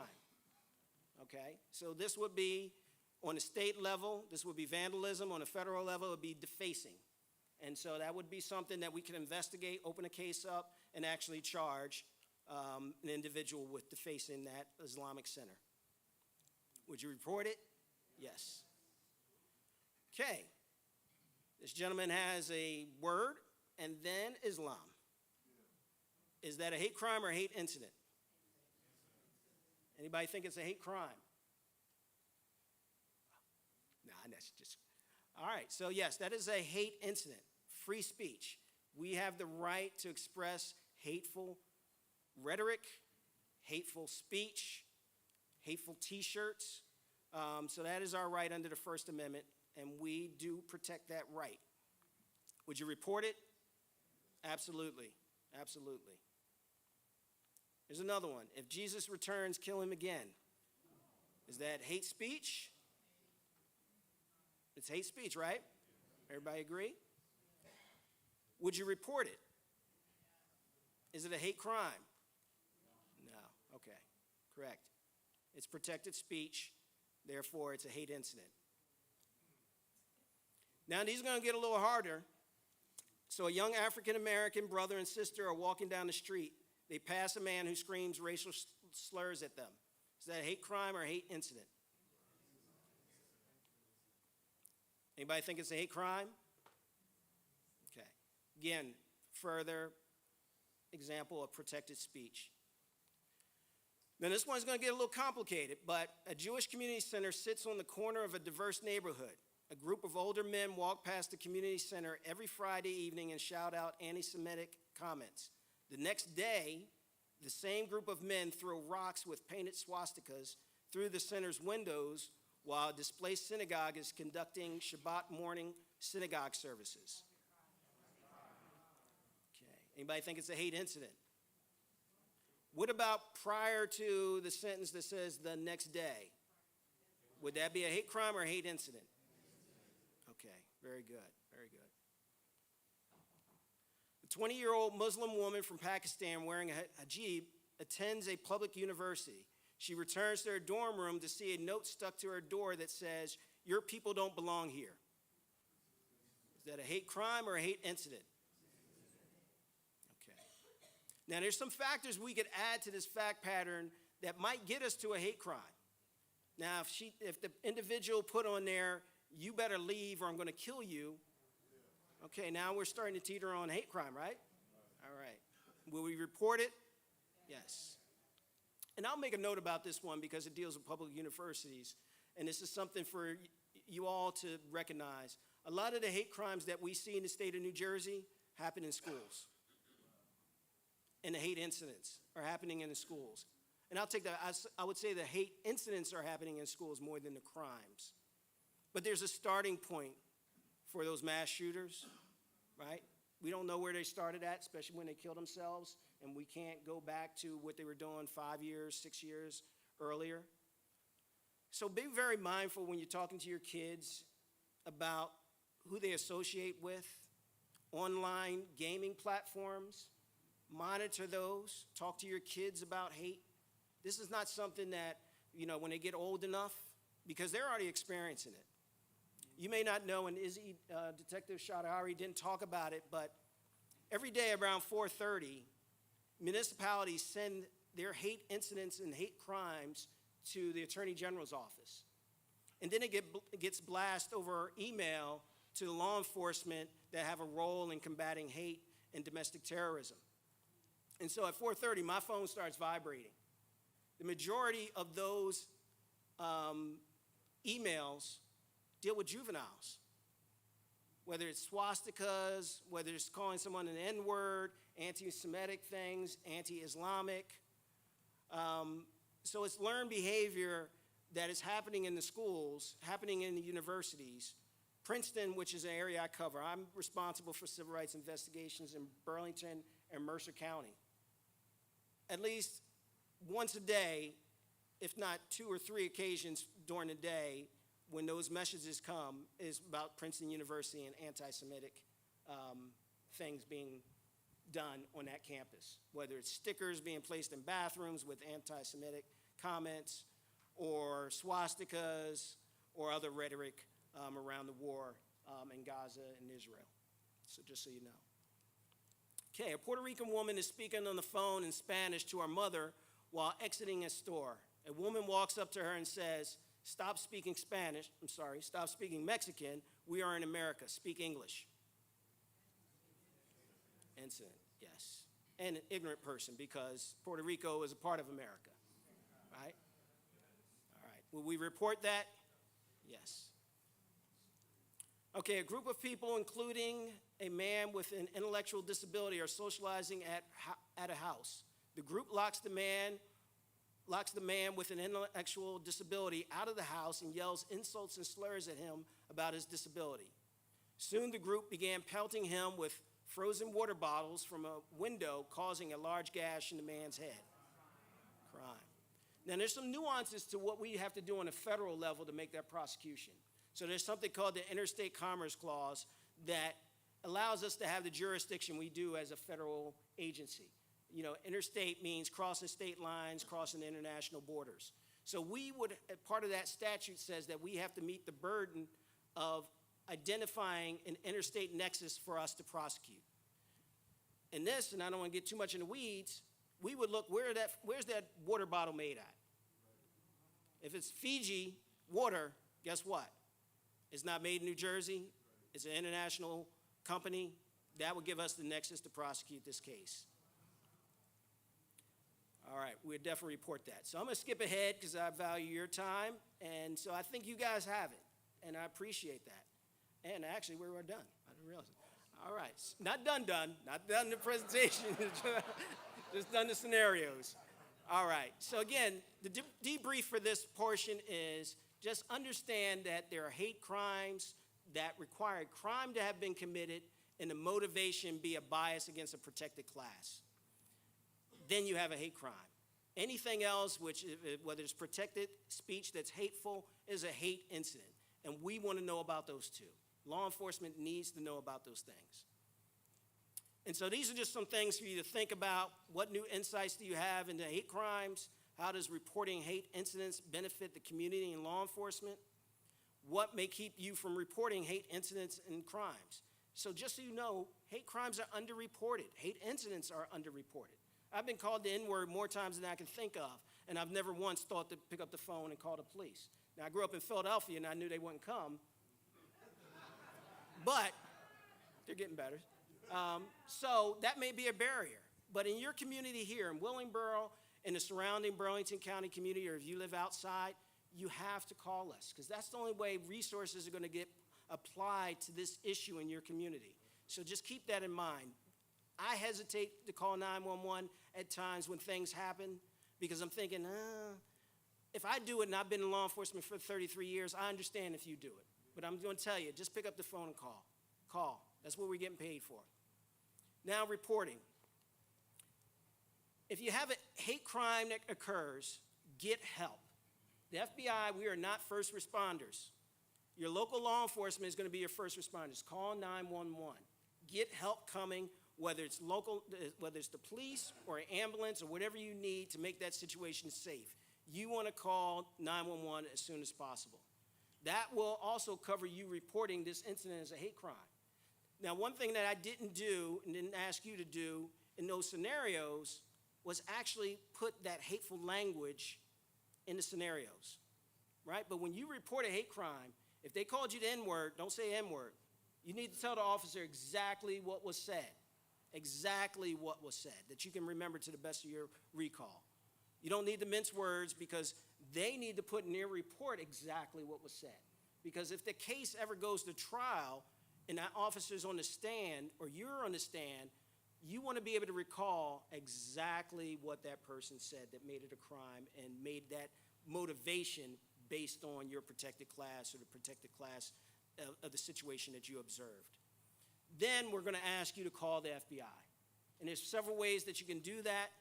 You can submit a tip online, or you can call 1-800-CALL-FBI. And the tip line is easy. It's just fbi.gov/tips. And again, we're going to need as much detail as you can recall. If you're a witness and you observe this happening, or you're the victim, give us everything. Give us the day, the time, the place, what was said, what the person did, what the person wore, what the person looked like. We need that information, and you can obtain additional information from the Department of Justice when you go to their website and go and search hate crimes. So again, relevant factors that we need to know to be able to investigate and prosecute a case successfully. Were you a part, if you're the victim, were you a part of a protected class? You don't need to know what all the protected classes are. Just tell them who you are.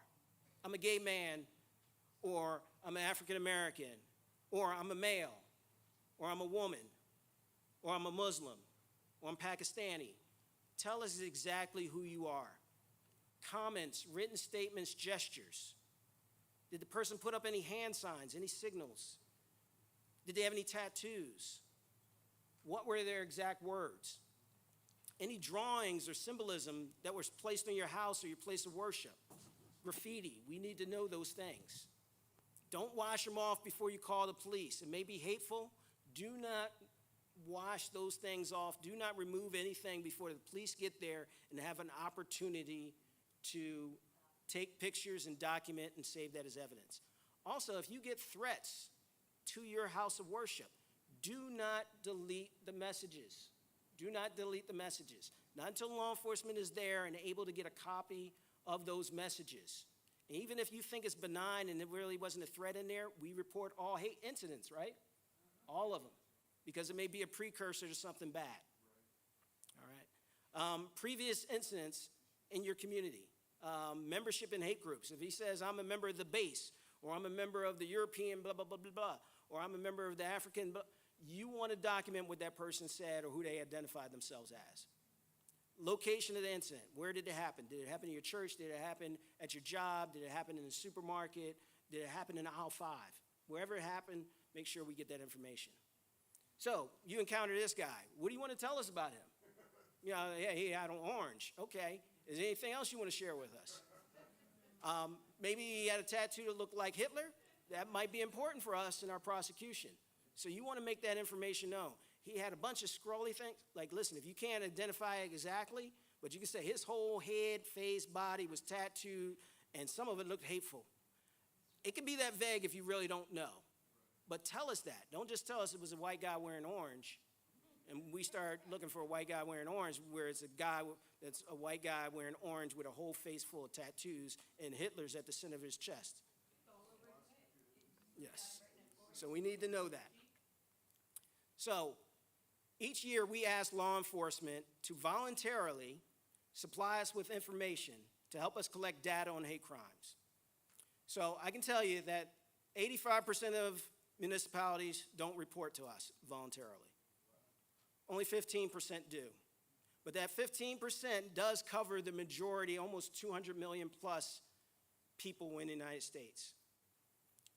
We want 100%, but it's voluntary.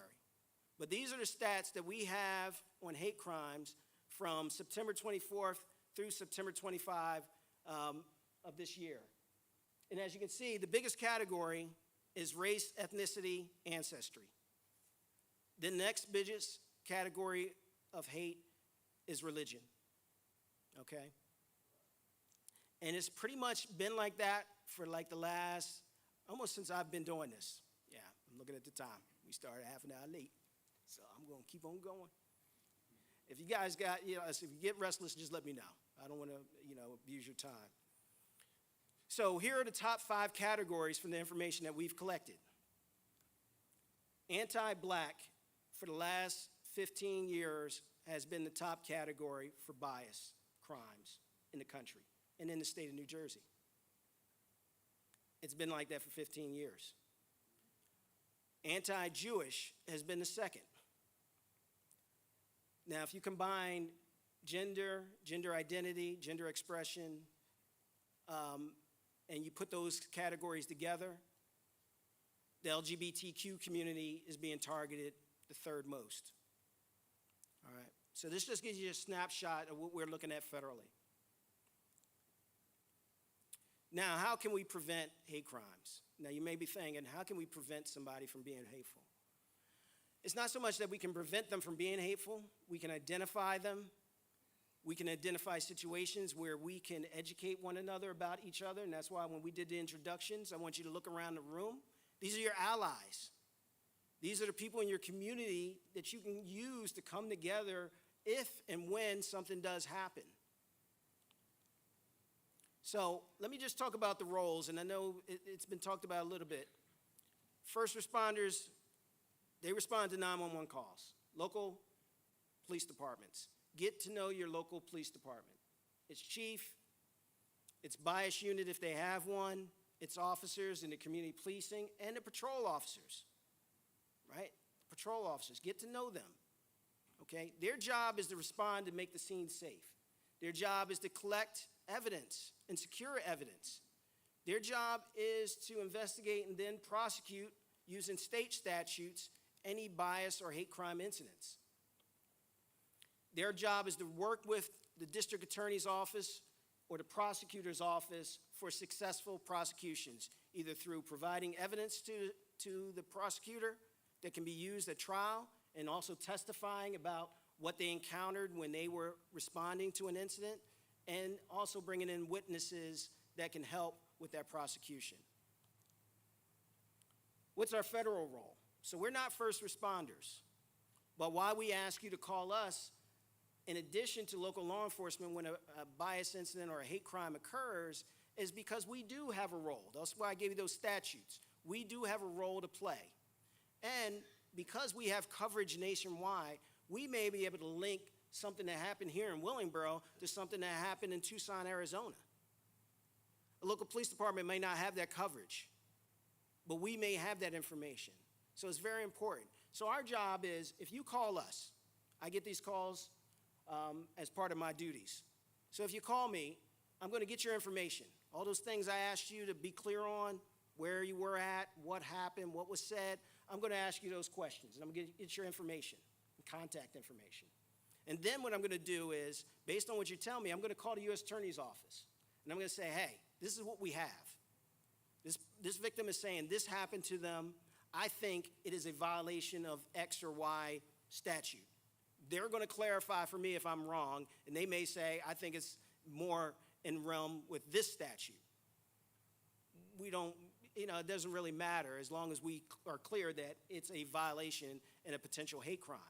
I will initiate an investigation, which means I'm going to now start to try to collect evidence. I'm going to start going and doing interviews. I'm going to ask for police reports from the local police department.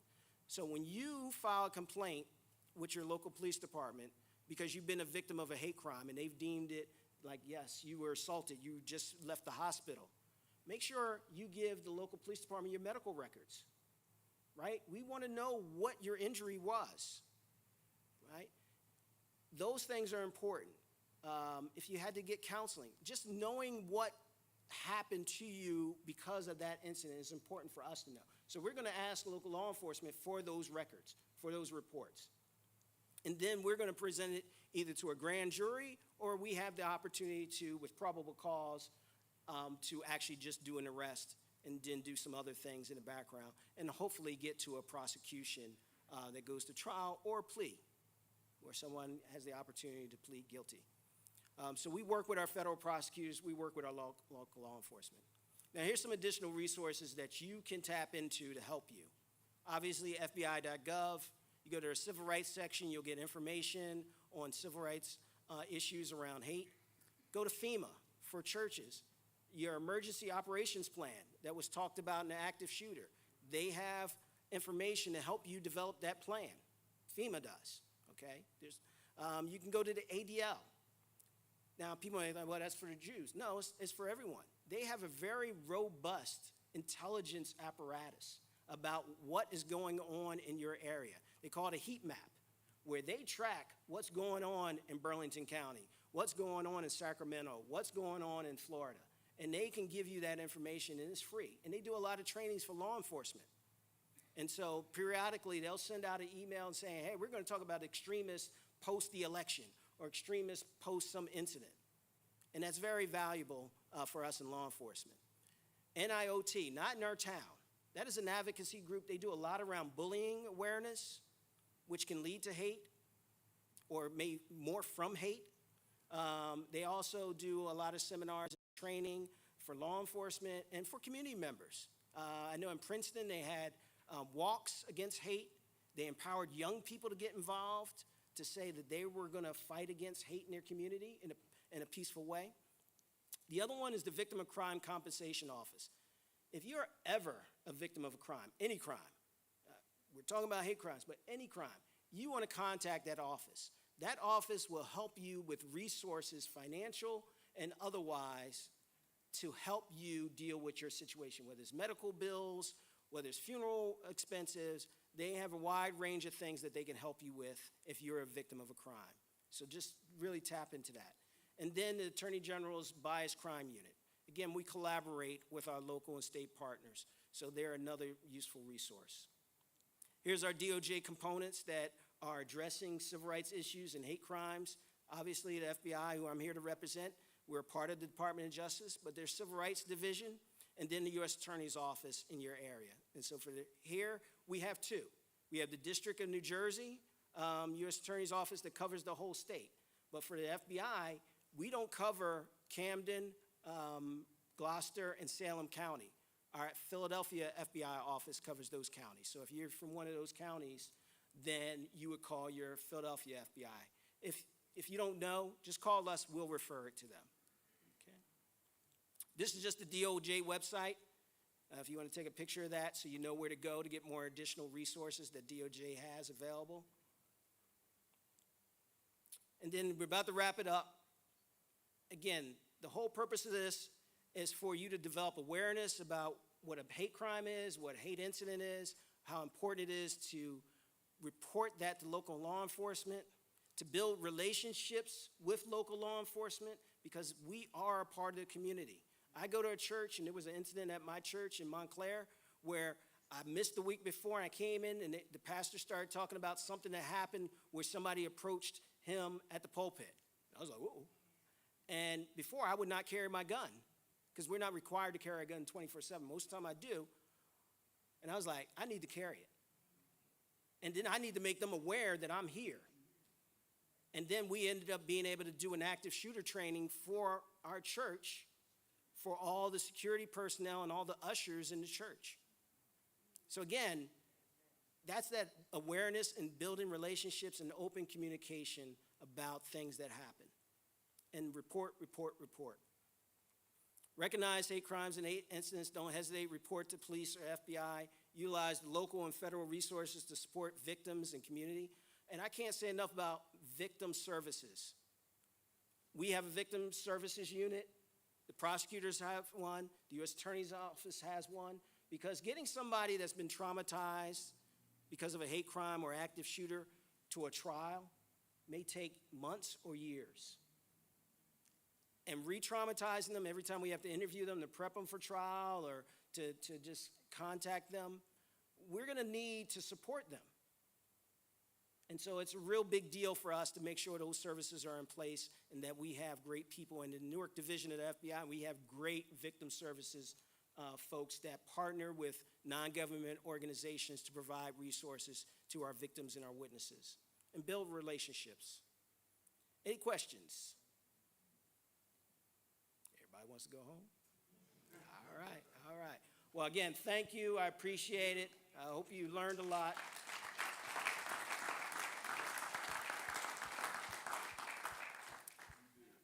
Thank you. Everybody, before you head out, we're going to do one quick closing. We'll bring up Pastor Dawson. And there's a lot of materials outside that we want you to be able to take with you. Pastor Dawson, like we started in prayer, we're going to close in prayer. Pastor Dawson. I'm used to it. All right, first of all, we want to thank everyone for coming out on this evening. I'm the president of the FBI Citizens Academy, so we work alongside the FBI doing all type of community outreach. And I want to thank Pastor James Bettner, Pastor Chris Bettner. Let's give them a hand. And just their vision to want to make our communities safer, healthier, and stronger. So I want to thank them for that vision and just opening up their doors. We're going to do more down here in Burlington County. And so once again, thank you so much. And it's time to go. You have something, Arnold?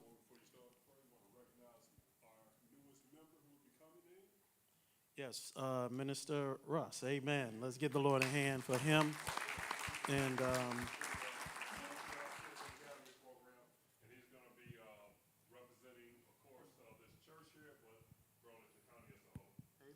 so we want to thank for that.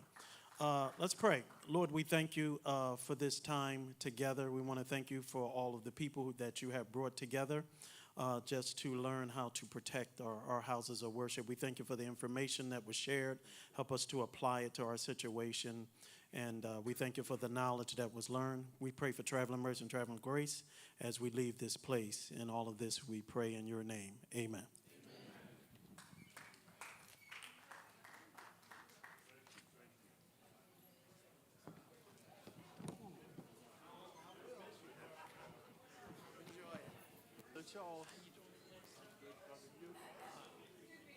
Yes.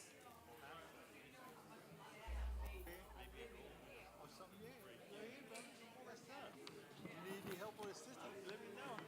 You notice that? Okay, because I know, some guys, when they be selling their bikes and different things,